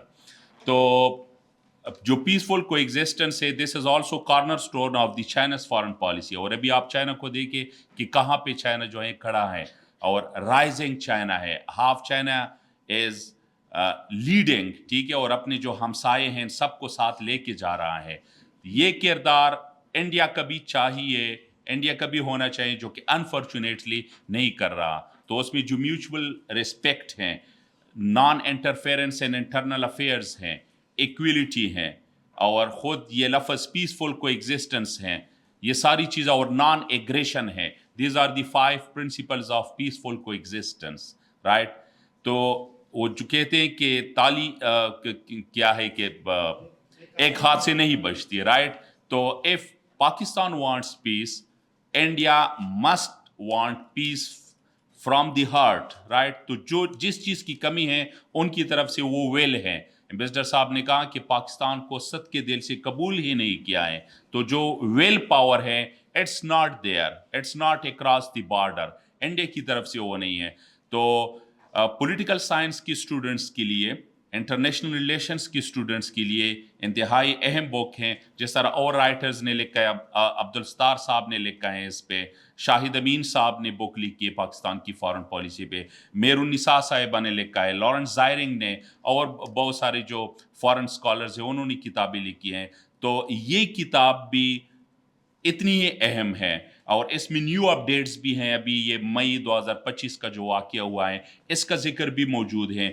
تو میں سب students سے بھی کہتا ہوں کہ اس کتاب کو پڑھیے, اس کو خریدیے, اور اپنے آپ کو اپڈیٹ رکھیے about India and Pakistan relations. تو میں کنگریچولیٹ بھی کرتا ہوں امبیسڈر صاحب کو آن رائٹنگ دس بک, اور امید بھی انشاءاللہ رکھتا ہوں کہ he will write more books on Pakistan's foreign policy and also Pakistan's relations with neighbors and other countries. Again, I'm thankful to all the distinguished guests and also my faculty members and also my dear students who made that today's event possible. اور ایک اچھی طریقے سے ماشاءاللہ یہ ہو گیا. So once again thank you very much all. Finally, I would now like to call upon Dr. Qamar Cheema, Executive Director of the Sannober Institute, a well-known TV analyst and commentator on regional affairs, who recently received Tamra Imtiaz for his services during Bunyan and Marsus, to deliver the vote of thanks. Thank you very much, International Islamic University, Dr. Saab, Dean Saab, Dr. Afridi, Dr. Noor Sahaba, اور سب سے زیادہ شکریہ doctor مریم کا, who is a real force behind this event, کہ آپ ہمیشہ ہمیں welcome کرتے ہیں. اور I think this collaboration should continue between the universities and the think tanks. Because practitioners like Ambassador Azaz Ahmed Chaur Sahab and Ambassador Nagmana Hashmi Sahaba, جنہوں نے اتنا کام کیا, and many of their like, I think they need to come up and talk and engage with the young people. بک سر کی جیسے بات ہی, سر جب یہ بک لکھ رہے تھے تو I was in contact definitely سر کے ساتھ. تو جب یہ مئی کا واقعہ ہو گیا تو سر کو بہت ساری چیزیں جو ہیں وہ چینج کرنی پڑی, because he was writing it since long. تو اس بک کے اندر جو موجودہ سچویشن ہے جو پچھلے 4-5 ماہ میں ڈیولپ ہوئی, وہ بھی ظاہری بات ہے امپورٹنٹ ڈسکشن لکھی ہوئی ہے. لیکن 2-3 باتیں بس میں اس میں کرنا چاہوں گا کہ جب بھی کوئی لیڈر آتا ہے تو وہ کوئی لیگیسی چھوڑ کے جانا چاہتا ہے. So what kind of a legacy prime minister Modi is leaving for the region.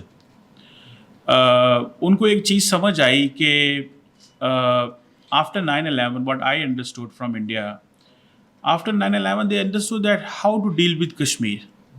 So they thought that there is a global discussion going on terrorism. So they linked the entire struggle of the Kashmir with the terrorism. And they thought that it is easy and necessary that, okay, all that what the Kashmiris are doing, they are all terrorists. This is all terrorism, because that's the language which the West understands.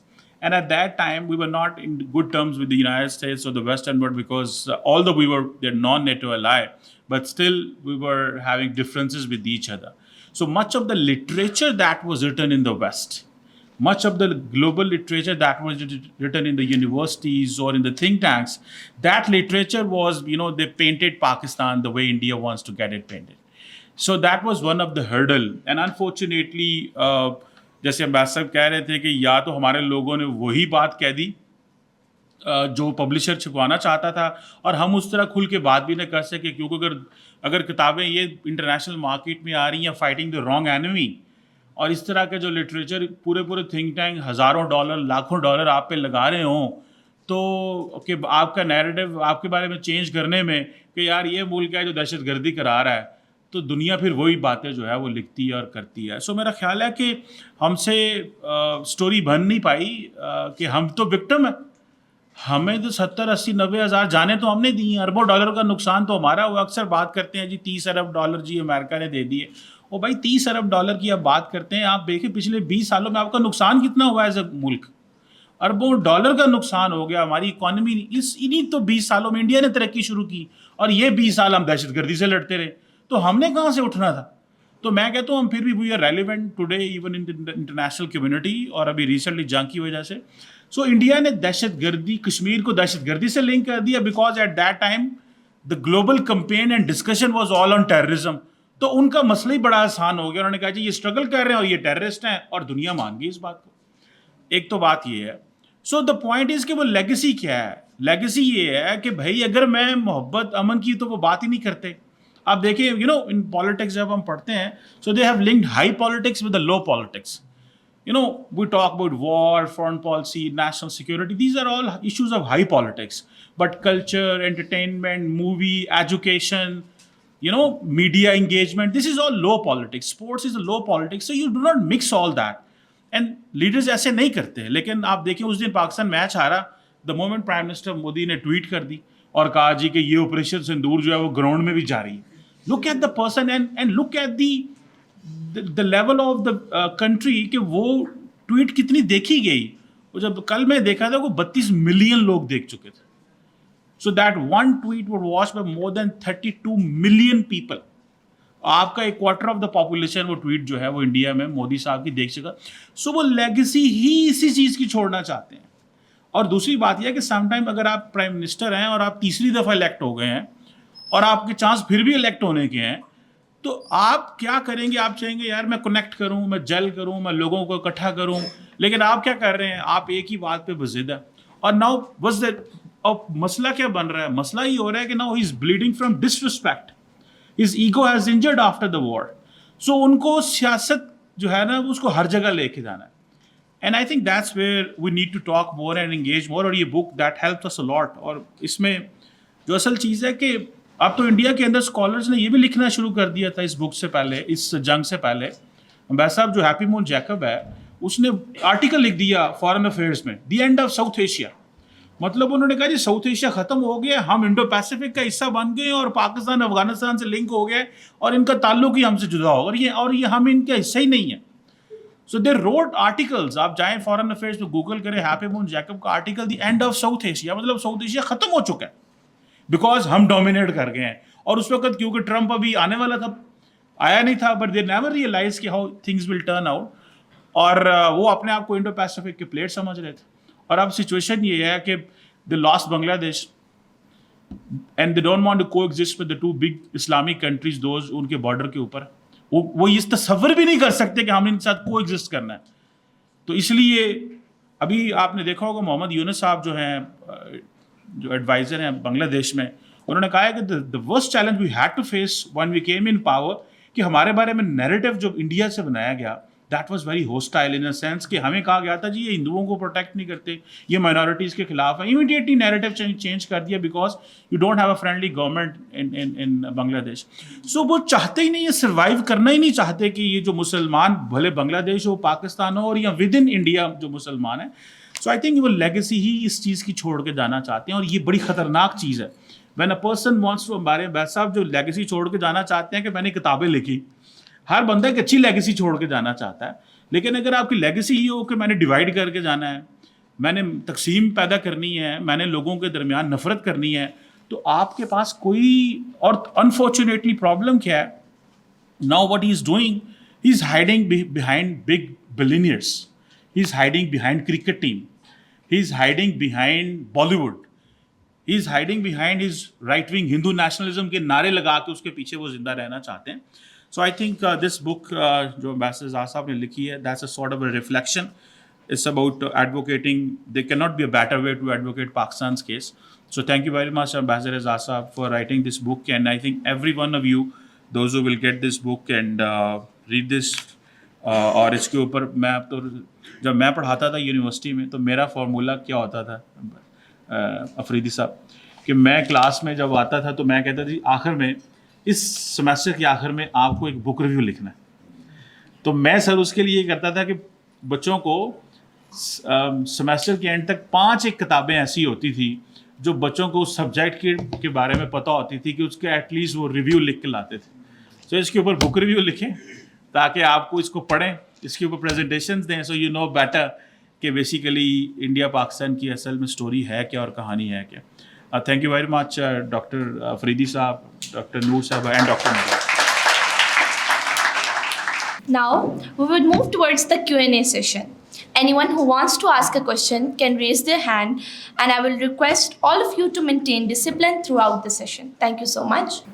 سر میرا question جو ہے وہ اعزاز احمد چودھری صاحب سے. سر ہم دیکھتے ہیں کہ نیشن بلڈنگ میں جو ہے وہ نیریٹیو بہت کام کرتا ہے, اور ہم نے یہ بھی دیکھا کہ ہندوستان کیسے اپنے ایک نیریٹیو کو لے کے پاکستان کے اگینسٹ پروپیگنڈا کر رہا ہے, اپنا جو کیس ہے وہ اسٹرانگ کر رہا ہے. لیکن پاکستان میں ایسا نظر نہیں آ رہا, ہمیں فریگمنٹڈ ٹائپ آف نیریٹیو ملتا ہے نیشن بلڈنگ میں. اس میں کچھ لوگ جو ہے وہ ایون کہ انڈیا پاکستان کے میچ کے بعد کچھ ایسے بھی لوگ تھے جو انڈیا کو سپورٹ کر رہے تھے. تو سر اس کا جو ہے وہ اس کا مین ریزن کیا ہے, کازز کیا ہے, اور اس کو کیسے ہم ریزالو کر سکتے ہیں؟ Thank you.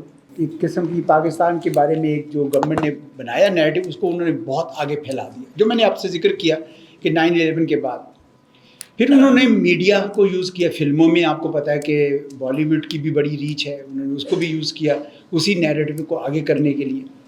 ان کے پولیٹیشینز نے بھی کیا, کیونکہ وہ ہماری طرح نہیں ہے. ہمارے تو کسی گورنمنٹ کسی بھی پولیٹیکل پارٹی کے مینیفیسٹو میں ہندوستان سے دشمنی یا لڑائی نہیں ہے. ان کے ہر پارٹی میں یہ ہے, اور وہ تو ہر الیکشن میں نعرے لگتے ہیں پاکستان کے خلاف.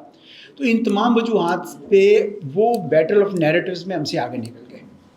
اب پاکستان میں تھوڑا بہت احساس اٹھا ہے, ہمارے تھنک ٹینکس کی تعداد بڑی ہے, ہمارے تمام یونیورسٹیز بھی آہستہ آہستہ تھنک ٹینکس پیدا کر رہی ہیں, اور ہم آہستہ آہستہ آواز اٹھا رہے ہیں. پھر ڈیجیٹل سپیس ہمیں مل گئی ہے, اور اس میں ڈاکٹر قمر چیمہ جیسے لوگ جو ہیں, ڈیجیٹل سپیس کی بڑی ریچ ہے, اس میں بھی ہم اپنی آواز اٹھا رہے ہیں. لیکن جس چیز کی ابھی بھی کمی ہے کہ آپ کو پہلے تو اپنے ایجنڈا پہ کنونس ہونا ہے نا پہلے تو, کہ ہم صحیح کہہ رہے ہیں. جس طرح میں نے آپ کو کہا نا کہ سیفرون ٹیررزم پورا عروج پہ تھا 2006 2007 2008 میں, ہمیں نہیں پتہ, ہمیں اس سیفرون ٹیررزم کا کچھ نہیں پتہ. تحقیق کریں گے تو پتہ چلے گا نا. انہوں نے ممبئی کے اوپر کتابیں لکھ دی, انہوں نے اس کے اوپر فلمیں بنا دی, انہوں نے اس کے اوپر ڈرامے بنا دیے, تو ساری دنیا بلکہ پاکستان کے اپنے لوگ کہنے لگے, ہمارے اپنے لیڈر کہنے لگے کہ جی نا ہم نے یہ کیا ہے. جبکہ اگر آپ ان کا دیکھیں, ایون ممبئی کے اوپر اتنے سوالات اٹھے ہوئے ہیں. ایک جرمن آتھر ہے ایلیاس ڈیوڈسن, اس نے پوری اس کے اوپر کتاب لکھ دی ہے, کتنے سوالات ہیں, یہ کیسے داخل ہو گئے. ایک کشتی 100 گز اندر جاتی ہے, ماہی گیر کی تو پکڑ لیتے ہیں, یہ لوگ کیسے اندر چلے گئے. 3 دن تک یہ کیسے فائرنگ کرتے رہے وداؤٹ ری انفورسمنٹس. وہاں لوکل ایلیمنٹس کون تھے, کیسے آپ نے ان کو تیزی سے مار دیا. کیوں پاکستان کو انہوں نے جب وقوع ایک جگہ ہوا, الزام دوسری جگہ پہ, تو جوریسٹرکشنز 2 ہو گئی, ایک کرائم 2 جوریسٹرکشنز. تو آپ کو کوآپریٹ کرنا چاہیے. ہمارا جوڈیشل کمیشن جو ہے 3.5 سال کے بعد انہوں نے جانے دیا. یہ ساری باتیں ہم نہیں کر رہے. ایک کتاب ہے انڈیا کی, ہو کلڈ کرکرے, کتاب کا ٹائٹل ہے. یہ ہیمنت کرکرے مہاراشٹرا کے وہ تھے ATS چیف, یعنی اینٹی ٹیررزم اسکواڈ چیف تھے. ان کو ممبئی کے واقعات کے درمیان ان کو مار دیا گیا, کیونکہ انہوں نے سیفرون ٹیررزم کو باہر کی. انہوں نے بتایا تھا کہ کس طرح کرنل پروہت ایمونیشن سپلائی کرتے تھے, سوامی اسیم آنند جو ہے جا کے اٹیک کرتا تھا, اور یہ سارا انہوں نے ایکسپوز کیا تھا. ان کو انہوں نے مار دیا. اب یہ کس کا کام ہے؟ ہم نے کوئی, مجھے تو نہیں پتا پاکستان میں کوئی ممبئی کے اوپر کتاب لکھی ہے. ہم نے تو تحقیق ہی نہیں کی. اور یہ مجھے زیادہ تحقیق کرتے وقت مجھے اس بات کا احساس ہوا کہ بیانیے کے لیے سب سے زیادہ ضروری ہے کہ فیکٹس آپ کے پاس ہوں. فیکٹس تو جمع کریں نا, ہم تو فیکٹس ہی نہیں جمع کرتے. تو اس وجہ سے میرا خیال ہے کہ اس میں کمی یہ رہ گئی ہے کہ ہم نے کام نہیں کیا, ہم نے محنت نہیں کی, اور اس کے لیے آپ لوگ بڑے امپورٹنٹ ہیں, فیکلٹی کے لوگ امپورٹنٹ ہیں, تھنک ٹینکس کے لوگ امپورٹنٹ ہیں. ان کا ہر انڈیا کے میں انڈیا کا جو ہائی کمشنر پاکستان میں سرو کرتا جا کے کتاب لکھ دیتا ہے. ابھی اجے بساریا نے لکھی ہے, اس سے پہلے TCA راگھوان لکھ چکے ہیں, مہیش ڈکسٹ صاحب نے لکھی ہے, شیو شنکر مینن نے لکھی ہے. ہمارے نہیں لکھتے ہیں, جھجکتے ہیں. ان کا ہر فوجی بھی ریٹائر ہو کے لکھتا ہے. تو جب آپ اپنا بیانیہ سامنے لائیں گے دنیا کے تو وہ پڑھیں گے. آپ کو پتا ہے کہ ممبئی کے 24 گھنٹے کے اندر ممبئی اٹیک کے 24 گھنٹے کے اندر CIA کے چیف مسٹر ہیڈن نے ہمارے ایمبیسڈر کو فون کر کے کہا کہ ہماری جو معلومات کے اس کے حساب سے پاکستانی انوالو نہیں ہے. اسی پہ ختم نہیں ہوا. پریزیڈنٹ بش نے فون کیا ہمارے پرائم منسٹر کو اس وقت کے, اور یہ کہنے کے لیے کہ ہماری معلومات کے حساب سے پاکستان انوالو نہیں ہے. انہوں نے انڈین پرائم منسٹر کو بھی فون کر کے یہ بتایا. کہاں لکھا ہوا ہے یہ باب وڈورڈ کی کتاب ہے اوباماز وارز, اس کے اندر انہوں نے یہ سارے فیکٹس لکھے. ہم نے کیوں نہیں چھاپے یہ فیکٹس؟ ہمارے پاس بھی تو تھے نا یہ فیکٹس, ہم نے کیوں نہیں چھاپے؟ تو یہ اس لیے یہ ہماری تھوڑی اپنی کوتاہی ہے, جس کو میرا خیال میں اب ہم تھوڑا ہم کر رہے ہیں. یہ بھی لکھ رہی ہیں کتاب, مجھے علم ہے. کس چیز پہ لکھ رہی ہیں آپ؟ پاکستان ری ڈیفائنڈ آن چائنا یا کس طرح؟ نہیں اٹس پاکستان دیکھیں اب یہ کہ پاکستان انڈیا فوکسڈ ہے. اچھا, یہ پاکستان ری ڈیفائنڈ. تو اس طرح کر کے ہمیں چاہیے کہ ہم یہ چیزیں لکھیں. میں نے پہلے ایک لکھی تھی ڈپلومیٹک فٹ پرنٹس, لیکن وہ میری میموائرز تھے, وہ سبجیکٹو ہے. اور جس طرح امبیسڈر نگمانہ ہاشمی نے کہا کہ یہ کتاب میں نے انڈین ویو پوائنٹ ہر چیز پہ دیا کہ انڈین اس چیز پہ یہ ان کا نقطہ ہے, اس چیز پہ یہ نقطہ ہے, پھر اس کو پاکستانی نقطے سے بتایا کہ پاکستان کا زیادہ پاورفل ہے.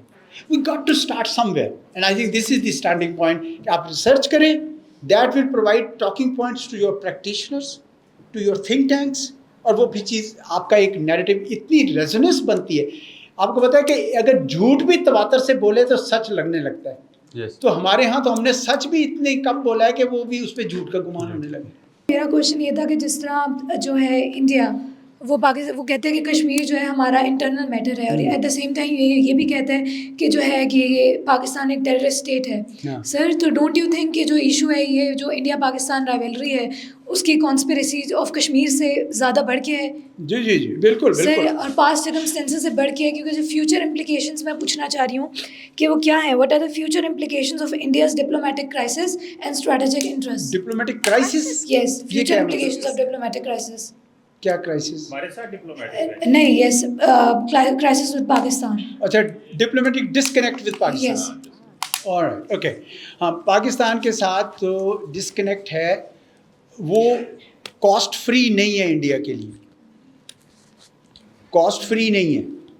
پہلے تو وہ یہ کہتے تھے دیکھیں ہم اتنا بڑھ گئے ہیں, بڑے ہو گئے ہیں کہ اب ہمارا چین کے ساتھ مقابلہ ہے, پاکستان کس کھاتے میں ہے, ہمارا کوئی پاکستان کے ساتھ کچھ نہیں ہے. اس کا مطلب ہے کہ ہم پاکستان سے ڈی ہائفنیٹ ہو گئے. اسی لیے جب پریزیڈنٹ ٹرمپ نے اس دفعہ ان کو کہا کہ جناب میں میڈیٹ کرتا ہوں کشمیر پہ بھی اور میں نے سیز فائر کرایا, تو ان کو بہت برا لگا. انہوں نے یہ کہنا شروع کر دیا کہ یہ تو ہمیں ری ہائفنیٹ کرنے کی کوشش کر, ہم تو ڈی ہائفنیٹ کر چکے ہیں, ہمارا کیا تعلق ہے پاکستان سے. پاکستان تو جس طرح آپ نے فرمایا کہ وہ پاکستان پہ الزام لگاتے تھے کہ یہ جھوٹا الزام تھا, اور کشمیر بھی انٹرنل نہیں ہے. اب تو کشمیر میں ایک اور پارٹی بھی آ گئی, یہ اکثر اس کا اظہار بھی کرتی ہے, میں بھی کرتا ہوں, کشمیر بھی پارٹی بن گیا. کیونکہ ابھی جب نعرہ لگایا تھا اس میں انہوں نے یہ کہا کہ ہم آزاد کشمیر بھی لیں گے, GB بھی لیں گے, اور اقصائی چین بھی لیں گے. تو اس وجہ سے انڈیا کا جو مقدمہ ہے وہ ان کا خیال تھا کہ پاکستان کو وہ آئسولیٹ کر لیں گے بائی ڈسکنیکٹ. تو پچھلے 9.5 سال سے انہوں نے ہم سے مکمل رابطے توڑے ہوئے ہیں. ان کا خیال ہے کہ ہم آئسولیٹ. کیا پاکستان آئسولیٹ ہے اس وقت؟ کون کہتا ہے پاکستان آئسولیٹڈ ہے؟ وہ تو ہائی ٹیبل پہ بیٹھا ہوا ہے ادھر نیو یارک میں اور DC میں. اور چین میں بھی اور روس میں بھی. چین اور روس کے ساتھ بھی آپ کے تعلقات اچھے ہیں, آپ کے امریکہ کے ساتھ بھی اچھے ہو گئے ہیں, دنیا کی ساری طاقتیں آپ سے. مڈل ایسٹ کے پیس میکرز میں آپ کو جو 3 نان عرب مسلم کنٹریز ہیں ان میں آپ ہیں, ترکی ہے, انڈونیشیا اور پاکستان ہے. تو اس کا مطلب یہ ہوا کہ انڈیا کا جو ڈپلومیٹک اسٹریٹجی تھی ٹو آئسولیٹ پاکستان وہ کام نہیں کی ہے. اور میں سمجھتا ہوں کہ یہ جتنی جلدی وہ سمجھ آئیں اتنا اچھا ہے ان کے لیے, کیونکہ یہ چلے گا نہیں. اس طرح ہوتا نہیں ہے کہ آپ ایک, یعنی وہ کہتے ہیں کوئی بدماش بھی ہو نا, بلی, وہ اپنے محلے میں بڑا شریف بن کے رہتا ہے. یہ کس قسم کے بدماش ہیں کہ اپنے محلے میں بھی بدماشی کرتے رہتے ہیں, تو ان کا کون ساتھ دے گا پھر؟ اب دیکھیں نا کہ بنگلہ دیش جو ہے, میں بنگلہ دیش اس وقت گیا جب شیخ حسینہ پیک پہ تھی, پھر اس وقت بھی گیا جب وہ شیخ حسینہ جا چکی تھی, اور میں نے وہ گھٹن محسوس کی وہاں پہ. جس طرح انڈیا کے ایڈوائزرز ہر منسٹری میں بٹھائے ہوئے تھے, انہوں نے ان کو بولنے نہیں دیتے تھے. لیکن جب وہ گئے ہیں وہاں سے گئی ہے, تو بنگلہ دیش کے لوگوں نے کیسے, آپ نے دیکھے کہ کس طرح انڈیا کے خلاف ان کے ہاں سینٹیمنٹ.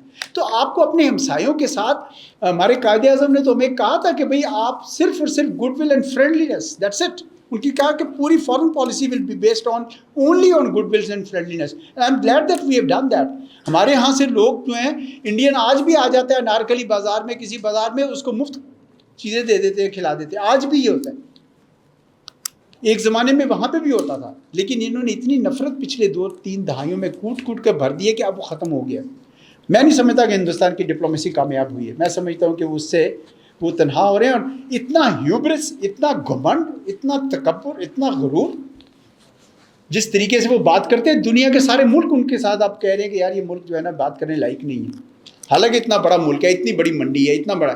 تو اگر ملک بڑا ہے تو دل بھی بڑا ہونا چاہیے. یہ تو نہیں ہے نا کہ اتنا بڑا جسم ہے اور دل چھوٹا سا ہے. تو میں سمجھتا ہوں کہ ان کی ڈپلومیٹک, جس کو آپ کرائسس کہہ رہے ہیں, diplomatic disconnect with Pakistan has not served India's vital interest. بہت شکریہ پوزیشن اپرچونیٹی کا. سب سے پہلے تو میں ان کا بھی شکریہ, سب گیسٹ کا شکریہ ادا کرتا ہوں کہ وہ یہاں پر انہوں نے تشریف لایا. میرا سوال اعزاز احمد صاحب سے ہے کہ میرا سوال یہ ہے کہ سر آپ نے کہا کہ ہم ایک نیشن اسٹیٹ ہے. ہم تو ایک نیشن اسٹیٹ ہے نہیں, ہم آئیڈیولوجیکل اسٹیٹ ہے پہلے. دوسری بات یہ ہے کہ سر انڈیا جو دہشت گردی کر رہا ہے, پروکسی وار جو پاکستان میں کر رہا ہے, وہ افغانستان اور ایران کے ذریعے کر رہا ہے. تو ہم کیوں ایران اور افغانستان کے ساتھ کیوں تعلقات نہیں بنا رہے؟ دوسری بات یہ سر کہ پاکستان میں جو مذہبی تنظیمیں بنا, آپ کی سید اور لشکر طیبہ, اس طرح جو 4 تنظیم بنے ہوئے ہیں سر, اس نے ہمیں کون سے فائدہ پہنچایا ہے, کس طرح ہمیں؟ باقی انڈیا نے اگر دہشت گردی کیا اس نے فائدہ بھی اٹھایا, وہ ہم سے اکنامکلی بھی فائدہ ہے, مطلب ہم سے اکنامکلی وہ ہم سے بہت آگے ہے. دوسری بات یہ سر کہ کشمیر, ابھی جو آپ نے کہا کہ مین ایشو کشمیر ہے, تو کشمیر اگر مین ایشو ہے تو کشمیر کے ساتھ تو ہم خود ایک ٹیبل پہ نہیں بیٹھتے. ابھی آزاد کشمیر میں کیا چل رہا ہے سر؟ وہ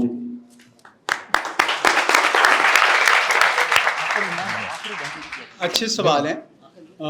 بہت سارا ان کا تعلق تو پاکستان کی اپنی سیاست سے ہے. بہت ساری ریاستیں, بلکہ زیادہ تر ریاستیں ایڈیولوجیکل اسٹیٹ بن جاتی ہیں. نیشن اسٹیٹ کا جو کانسیپٹ ہے وہ تو ویسٹ فالین کانسیپٹ ہے, 13ویں صدی سے آ رہا ہے, اور وہ ہر طرح کی ریاستیں آپ کو وجود میں آتی دیکھی ہیں آپ نے.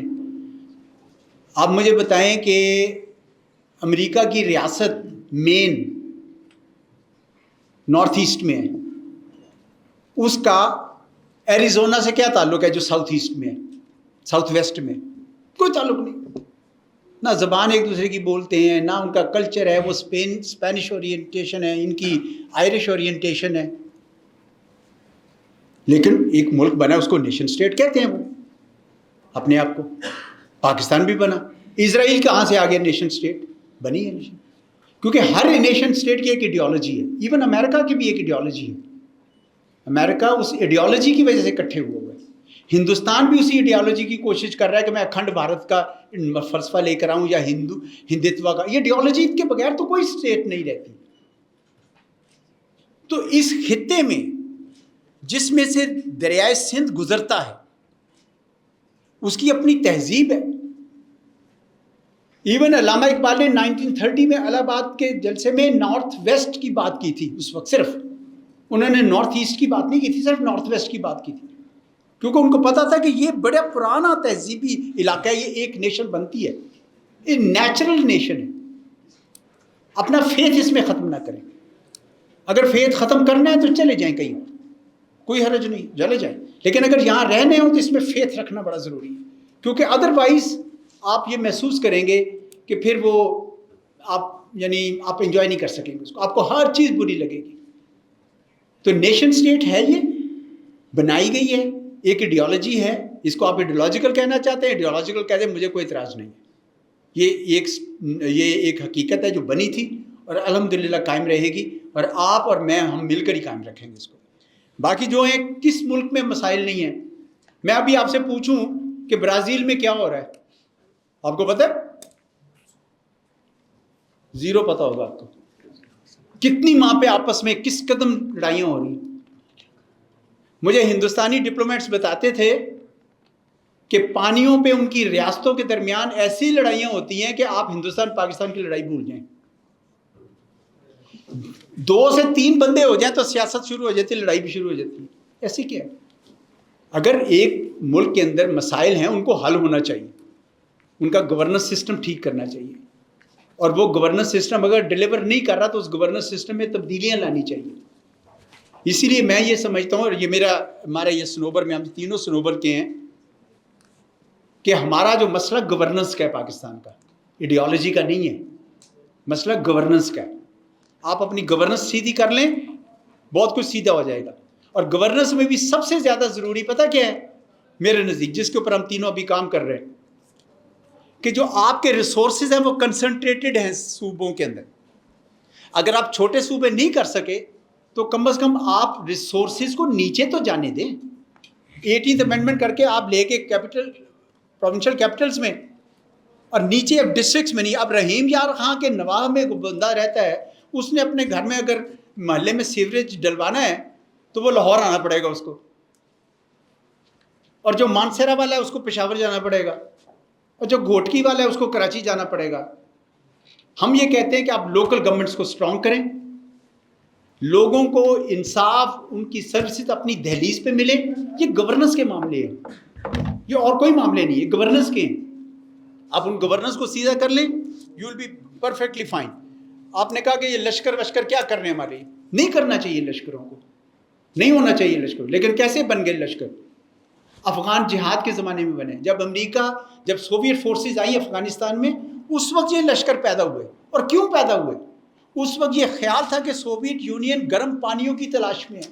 آج افغانستان ہے, کل پاکستان ہوگا, تو سارے اس کے خلاف اکٹھے ہو گئے. اس وقت یہ سارے جہادی پیدا ہوئے, جہادی لشکر پیدا ہوا.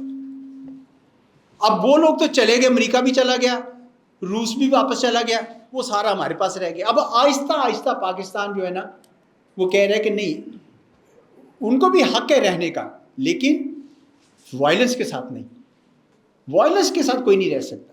تو اب کتنے لشکر ہیں؟ حافظ سعید صاحب کو 31 سال کی سزا ہوئی ہے اندر, ہاؤس اریسٹ ہیں 31 سال کے لیے. لیکن ہندوستان اٹھتے بیٹھتے ان کا نام لیتا ہے تاکہ آپ جیسا ذہن, میرے جیسا ذہن متاثر ہو جائے کہ واقعی جی پاکستان میں ہر وقت یہی حکام ہو رہا ہے. اور ادھر جو سیفران ٹیررزم ہو رہا تھا, جس کا میں نے آپ کو پوری ابھی تفصیل نہیں بتائی, سمجھوتا ایکسپریس میں 68 بندے مار دیے تھے, 43 پاکستانی تھے اس کے اندر, اور سوامی اسیم آنند نے اس کو ایکسیپٹ کیا کہ میں نے کیا ہے, ہم نے کیا ہے. کرنل پروہت نے اس کے لیے وہ دیا. اس کے بعد اس نے مکی مسجد میں حیدرآباد میں جا کے کیا, اسی سال مئی میں, اسی سال اکتوبر میں اس نے درگاہ اجمیر شریف میں کیا. کوئی نہیں اس کی بات کرتا. سارے یہی 2 لشکر ہمارے ہیں, بس اس کا ذکر آتا ہے. کیونکہ جب آپ کسی پہ توجہ رکھنا, یہ 2 چیزیں ہیں. اگر میں اس پہ توجہ کرنا چاہتا ہوں, میں اس کو آگے کر دوں گا, اس کو پیچھے کر دوں گا. ساری اس پہ بات کریں, کوئی اس کی بات نہیں کرے گا. That's what has happen to us. We have been taken for a ride by Indians. ان کا پروپیگنڈا جیت گیا, ہمارے ذہنوں میں خلفشار آ گیا. ہم کیا کریں اس کا؟ آپ نے کہا ایران اور افغانستان. دیکھیں افغانستان جو ہے وہ پاکستان کا نیچرل پارٹنر ہے. پاکستان کی ساری بندرگاہیں انہوں نے استعمال کی جب سے وہ پیدا ہوئے. ان کے ٹریڈرز کا پشاور میں بیٹھ کے ٹریڈنگ کرتے ہیں, ساری ٹرانزٹ ٹریڈ بھی کرتے تھے, وہیں ڈمپ ہو جاتا تھا. باڑاز پیدا ہو گئے تھے پاکستان میں, لیکن پاکستان نے برداشت کیا سب کچھ ان کے لیے. آج بھی میرا مشورہ حکومت کو یہی ہوتا ہے کہ آپ ان کے ساتھ چینلز کھلے رکھیں, ملیں ان کے ساتھ, ایک دن یہ سمجھ جائیں گے کہ یہ چیز ان کو مسئلہ یہ ہے کہ انہوں نے یہ سمجھا. افغانستان کا آپ نے پوچھا نا, میں اس لیے بتا دوں تھوڑا سا اس کی بھی آپ کو تاریخ. 1946 میں کیبنٹ مشن پلان آیا, 1 سال پہلے ہمارے آزادی سے کیبنٹ مشن پلان آیا کہ جی کیسے ہوگی پاور ٹرانسفر, کیسے ہوگی. تو کنگ ظاہر شاہ تھا وہاں پہ افغانستان میں, اس نے ایک وفد بھیجا انگریزوں کو کہ آپ جا رہے ہیں تو یہ جو افغانستان کا بارڈر جو ہے نا ریور انڈس تک لے آئے, اور یہ پشاور اور یہ سارا علاقہ ہمیں دے دیں. انگریزوں نے کہا بھاگ جاؤ, نہیں ملیں گے. انہوں نے کہا اچھا, تو پھر ہم یہ مانتے ہی نہیں اس بارڈر کو, اور انہوں نے اس کو ڈیورن لائن کہنا شروع کیا. ڈیورن لائن بنی تھی 1893 میں, اس وقت سر عبد الرحمان نے مانا تھا اس کو. اس کے بعد کئی رولرز آئے, انہوں نے اس کو انڈورس کیا, لیکن انہوں نے اس کو پکھنڈ بنا دیا, بیکاز پنڈت نہرو نے ان کو اکسایا آپ کریں. اور اس کے وقت انہوں نے NWFP میں اس وقت جو آج KP کیا اس میں ریفرینڈم نہیں ہونے دے رہے تھے, کیونکہ پنڈت نہرو صاحب کا خیال تھا کہ خان صاحب کی وزارت ہے تو یہ کانگریس ہمارے ساتھ یہ مل جائیں.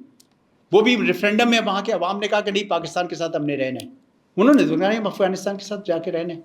اس وقت انہوں نے پشتونستان کا ایشو شروع کیا صرف اس کام کے لیے, جو پھر جب سوویٹ فورسز آئے ختم. دیکھیں یہ تاریخ ہے, اس میں مسائل ہیں, لیکن اس کا یہ مطلب نہیں کہ ہم مسائل کے اندر ڈوب جائیں اور اپنے سر پیٹنا شروع کریں.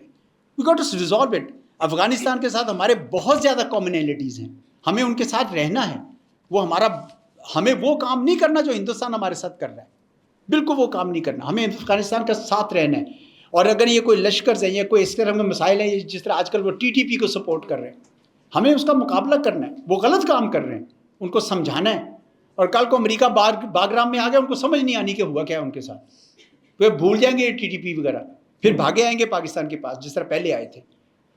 تو یہ پاکستان کا حوصلہ ہے کہ اس نے ان کا بھی ساتھ دیا, اور دینا چاہیے, ساتھ دیتے رہنا چاہیے. سر ابھی ہم نے کہا ہے کہ ہم باگرام میں نہیں ایکسیپٹ کریں اور وہ بھی ہم نے اسٹیٹمنٹ یہ کہ انہی کے لیے کیا ہے نا, ان کے لیے کیا ہے.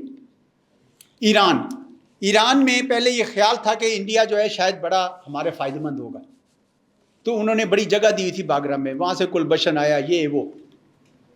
پھر کیا ہوا, جب ایران کی جنگ ہوئی اسرائیل کے ساتھ تو پتہ چلا کہ ہندوستان تو اسرائیل کے ساتھ کھڑا ہے, اور شاید ان کے ہندوستان کی کمپنیوں کے تھرو وہاں پہ ڈرونز پہنچ گئے اسرائیل کے اندر. اب انہوں نے دیکھا اپنے کہ ان کا پریزیڈنٹ, ان کی پارلیمنٹ کہہ رہی ہے تشکر تشکر پاکستان تشکر, شکریہ ادا کر رہے ہیں. ان کا پریزیڈنٹ سب سے پہلے ہمارے پاس آیا دورے پہ, کیوں؟ اب ان کو پتہ چل گیا کہ پاکستان شرارت نہیں کر رہا تھا, شرارت کوئی اور کر رہا تھا, بدنام یہ ہو گیا. یہ جو آپ نے باتیں کی, یہ ساری بہت اچھی باتیں کی ہیں, میں آپ کو بتا رہا ہوں. یہ ساری باتیں یہ بات ظاہر کرتی ہے کہ ان کا پروپیگنڈا ہم پہ کام کر رہا ہے. ہمیں خود اپنے مقدمے کو لڑنا ہے, کوئی آ کے نہیں لڑے گا. وہ تو بڑے خوش ہوں گے اگر ہمارا کشمیر کا آپ نے ذکر کیا, چوتھی بات آپ نے کی کشمیری, کہ جی کشمیر کے ساتھ ہم بیٹھتے کیوں. بھائی کشمیر میں تو 3 روپے کی بجلی ہے نا, بجلی 3 روپے کی, 3 روپے یونٹ. آپ کتنی دیتے ہیں, سمجھ گئے نا. ایسی بات نہیں ہے. پاکستان نے کشمیریوں کے لیے سب کچھ اس لیے کیا ہے کیونکہ ہم سمجھتے ہیں ان کے اوپر ساتھ بھی زیادتی ہوئی ہے, دھوکے سے ان کی اسٹیٹ پہ قبضہ کیا گیا, اور جنہوں نے آزادی حاصل کر لی ہے ان کے ساتھ. ہاں البتہ یہ ضرور ہے کہ اس کی بھی گورننس کا ایشو آ گیا. میں نے آرٹیکلز لکھے ہیں, ڈان میں 3 آرٹیکلز لکھے ہیں, اس کتاب میں بھی لکھا ہے, ڈپلومیٹک فٹ پرنٹس میں بھی لکھا ہے کہ GB کو پاکستان کا حصہ ہونا چاہیے. میں تاریخی حقائق سے ثابت کر سکتا ہوں کہ GB جو ہے اس نے اسی دن 4 نومبر کو انسٹرومنٹ آف ایکسیشنز 4 ریاستوں نے دے دیے تھے پاکستان کے لیے 1947 میں. بریگیڈیئر گھنسارا سنگھ کو ہرایا تھا اس وقت وہاں کی فورسز نے, تو ان کو کس کھاتے میں اس کی سزا ملے. تو GB کو پاکستان کا حصہ ہونا چاہیے. لیکن آزاد کشمیر کے لوگوں کے ساتھ اگر وہاں پہ کوئی مسائل ہیں, مسائل تو ہوں گے, کہاں نہیں ہے مسائل. میں ابھی یہ ہیپی مون جیکب کی آپ بات کر رہے تھے, ابھی میں ہیپی مون جیکب سے بیٹھا ادھر بینکاک میں ملا, تو مجھے کہتا watch the fault line between southern states and northern states of India. 5 جو ساؤتھ کی ریاستیں ہیں ہندوستان کی, وہ یہاں پہ آئی ہوئی ہیں نارتھ کی ریاستوں سے. کیوں؟ 29 انسرجنسیز ہیں, اور 238 districts are not in control of the centre in India. ہمیں تو نہیں بتائی جاتی باتیں کیونکہ ہم پڑھتے ہی نہیں, نہ ہم تحقیق کرتے ہیں جی. تو اب اگر آپ یہ باتیں دیکھیں گے تو پھر آپ گھبرائیں گے نہیں یہ باتوں سے کہ جی ہمارے ساتھ یہ ہو گیا, کشمیریوں کے ساتھ بات کیوں نہیں کرتے؟ بھائی کرتے ہیں. مسائل ہیں, مسائل اس لیے کیونکہ واقعی گورننس کے ایشوز رہے, اس کے لیے حل ہونا چاہیے. میں یہ کہتا ہوں کہ ہونا چاہیے, گورننس بہتر کرنی چاہیے, اور میں اس کا حل ہی یہ سوچتا ہوں کہ لوکل گورنمنٹس ہونی چاہیے. اسی لیے Sanobar institute Beaconhouse National University Lahore کے ساتھ 14 اکتوبر کو ہم لوکل گورنمنٹ پہ کانفرنس کر رہے ہیں, امپاورنگ کمیونٹیز. کیونکہ ہم سمجھتے ہیں کہ کمیونٹی امپاور ہو جائے, لوگ امپاور ہو جائیں, وہ اپنے راستے خود نکالیں گے. Thank you. My question is from Sir Aizaz Ahmed Chaudhary. In recent crisis between India and Pakistan, we have seen that China, Turkey and Azerbaijan openly supported Pakistan. And the recent conclusion of the defense pact between Pakistan and Saudi Arabia, which also indirectly pledges Saudi Arabia's support towards Pakistan in any future conflict with India. So what do you think that these developments will have implications for India, and how these developments are going to benefit Pakistan? Thank you. ہم بڑے خوش ہیں کہ ترکی, چین اور آذربائیجان نے ہماری مدد کی. ہندوستان کے ساتھ ایک بھی ملک نہیں کھڑا ہوا, ایک بھی نہیں کھڑا ہوا. ششی تھرور صاحب نے جا کے پوری دنیا کو بتانے کی کوشش کی, لیکن وہ پہلگام کو کنڈیم کرتے ہیں. کرنا بھی چاہیے, ہم نے بھی کیا کنڈیم, ہم نے خود بھی کیا, ہم نے جوائنٹ انویسٹیگیشن بھی آفر کی, لیکن کسی ایک ملک نے نہیں کہا کہ پاکستان نے کرایا. انفیکٹ ہندوستان کا جو پورا کا پورا جھوٹ ہے وہ 2.5 دہائیوں کے بعد آشکار ہوا ہے پہلگام پہ. اب آ جاتے سعودی اس کے اوپر.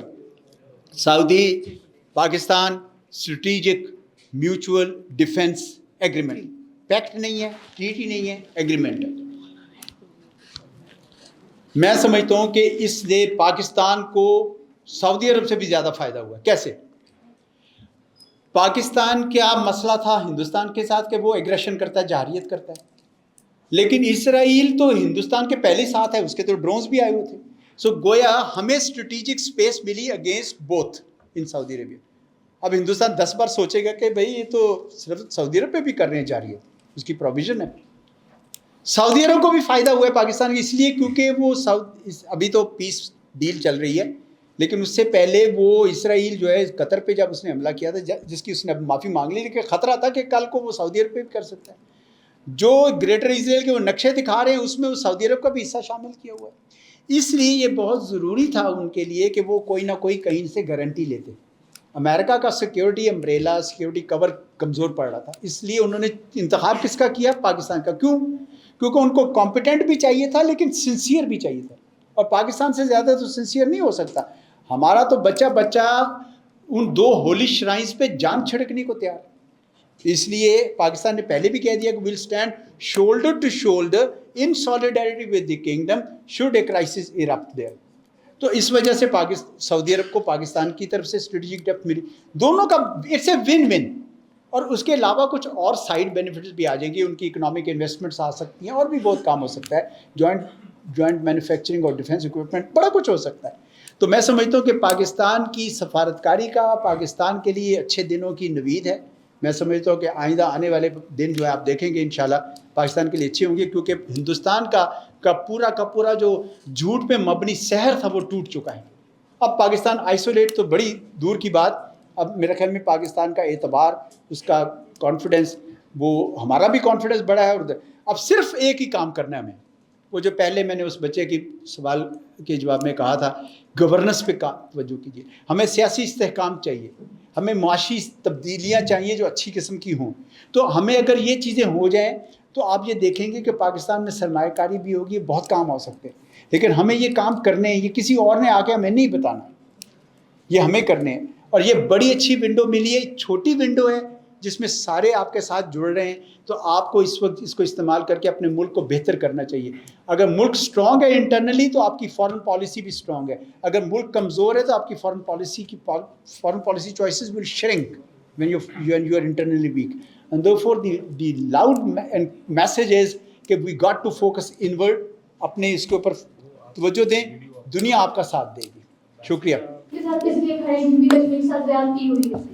تو کیا یہ کنسیپٹ جو آئیڈیا ہے غلط نہیں ہے, یا کشمیر پاکستان کے اسٹریٹجیکلی اور جغرافیکلی امپورٹنٹ نہیں ہے؟ اور دوسری بات, اگر آپ کشمیریوں کو 3 روپے بجلی دیتے ہیں تو ہمارے پانی پہ ہی گیمز بنے ہوئے ہیں, اور بجلی کے بغیر تو پاکستان کی آئیڈیا ہے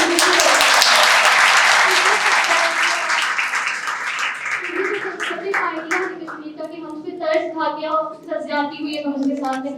کیا یہ غلط آئیڈیا نہیں ہے؟ ٹھیک. کیا ہمارے کو اس چیز کا آئیڈیا نہیں ہونا چاہیے کہ کشمیر کتنا سگنیفیکینٹ ہے پاکستان کے لیے؟ Absolutely. کیا ہمیں ایسے ہی کہا جاتا ہے کہ ہم شہرت ہے پاکستان کی، وہاں پہ منرلز ہیں. آپ نے وہاں پہ ڈپلوائے نہیں کی پاکستان کی. نہیں بالکل صحیح. امپورٹنٹ پوائنٹ ہے وہ پاکستان کے لیے. آپ کی فارن پالیسی کشمیر پہ بنی ہوئی ہے، انڈیا پاکستان کے لیے. ٹھیک ہے ٹھیک. اس بچے کا سوال یہ تھا کہ کشمیریوں کا آپ ساتھ کیوں نہیں دیتے، یہ تھا اس کا سوال. جو آپ نے باتیں کہی ہیں میں اس سے ایک سے بھی اختلاف نہیں کرتا، ایک سے بھی نہیں کرتا. 100% انڈورسمنٹ ہے، کیونکہ یہ اسٹریٹجیکلی بھی ہمارے لیے امپورٹنٹ ہے، ایموشنلی بھی امپورٹنٹ ہے ہمارے لیے، اس میں کوئی شک نہیں. اور میں تو ہاف کشمیری بھی ہوں کیونکہ میری والدہ کشمیری تھی، تو اس وجہ سے مجھے پتہ ہے اس بات کا کہ کشمیر کے بغیر پاکستان مکمل نہیں ہے. سمجھ آئی نا جی؟ اس میں کوئی دو رائے نہیں ہے جو آپ کہہ رہی. وہ سوال ایک اسپیسیفک تھا کیونکہ انہیں یہ تاثر دینے کی کوشش کی کہ جیسے کشمیر ہمارے لیے امپورٹنٹ، یا ہم ان کے ساتھ بیٹھ کے باتیں نہیں کرتے. نہیں زیادتی تو خیر overall state of Kashmir کے ساتھ.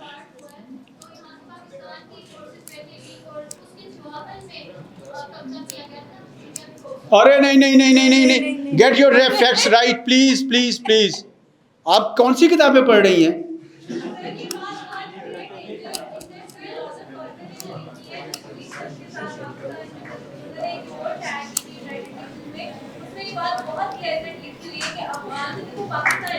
نو یہ بالکل غلط بات ہے. یہ آپ کے ڈپارٹمنٹ میں کیا پڑھایا جاتا ہے؟ یہ مجھے سمجھ آ گئی ہے. Excuse me students, I will humbly ask you to please maintain the decorum of the session. ہاں نہیں دیکھیں اسی لیے کتاب لکھی ہے، آپ اس کے ریفرنسز پڑھیے. یہ ڈسٹارشنز کریٹ کی گئی ہیں، بلکہ یہ تک بدنام کیا گیا کہ یہ جتنے تھے یہ لوگ ایک کانوینٹ میں چلے گئے، وہاں پہ ننیں تھیں، ان کو ریپ کرتے رہے. کس نے، یہ کہاں سے آ گئی یہ ہسٹری بھائی؟ اور یا یہ کہ مالے گنی، وہ کہاں سا وہاں پہ مالے غنیمت تھا جس کو وہ لوٹتے رہے؟ بیچارے لوٹے پٹے لوگ تھے وہاں پہ پھنسے ہوئے، مہاراجا نے کچھ چھوڑا ہی نہیں ہوا تھا ان کے لیے. یہ باقاعدہ ویسے میں حیران ہو گیا ہوں کہ بھائی وہ distortions have become the history. You got to read Chaudhry Muhammad Ali, you got to read K.K. Aziz, you got to read Lawrence Ziring, you got to read S.M. Burke, you got to read جو ہمارے بھی بیان کرتے ہیں ساتھ میں. بلکہ آپ اسٹینلی وولفرڈ کو پڑھیں, اسٹینلی وولفرڈ کو پڑھیں. یہ جو ہوتے ہیں نا, یہ یو این کی کنسلٹنسی لے کر آ کے یہ باقاعدہ موٹیویٹڈ ایجنڈا سے ہسٹری کو ڈسٹارٹ کیا جاتا ہے. So don't worry about that. I know a lot of people, a lot of other students want to ask a ہماری question. 78 سال کی ہسٹری میں ہم نے کشمیر کے علاوہ کیا کیا ہے؟ I know that a lot of students want to ask questions, but we are out of time and we cannot make other questions possible. Like, please cooperate with us and please, thank you so much.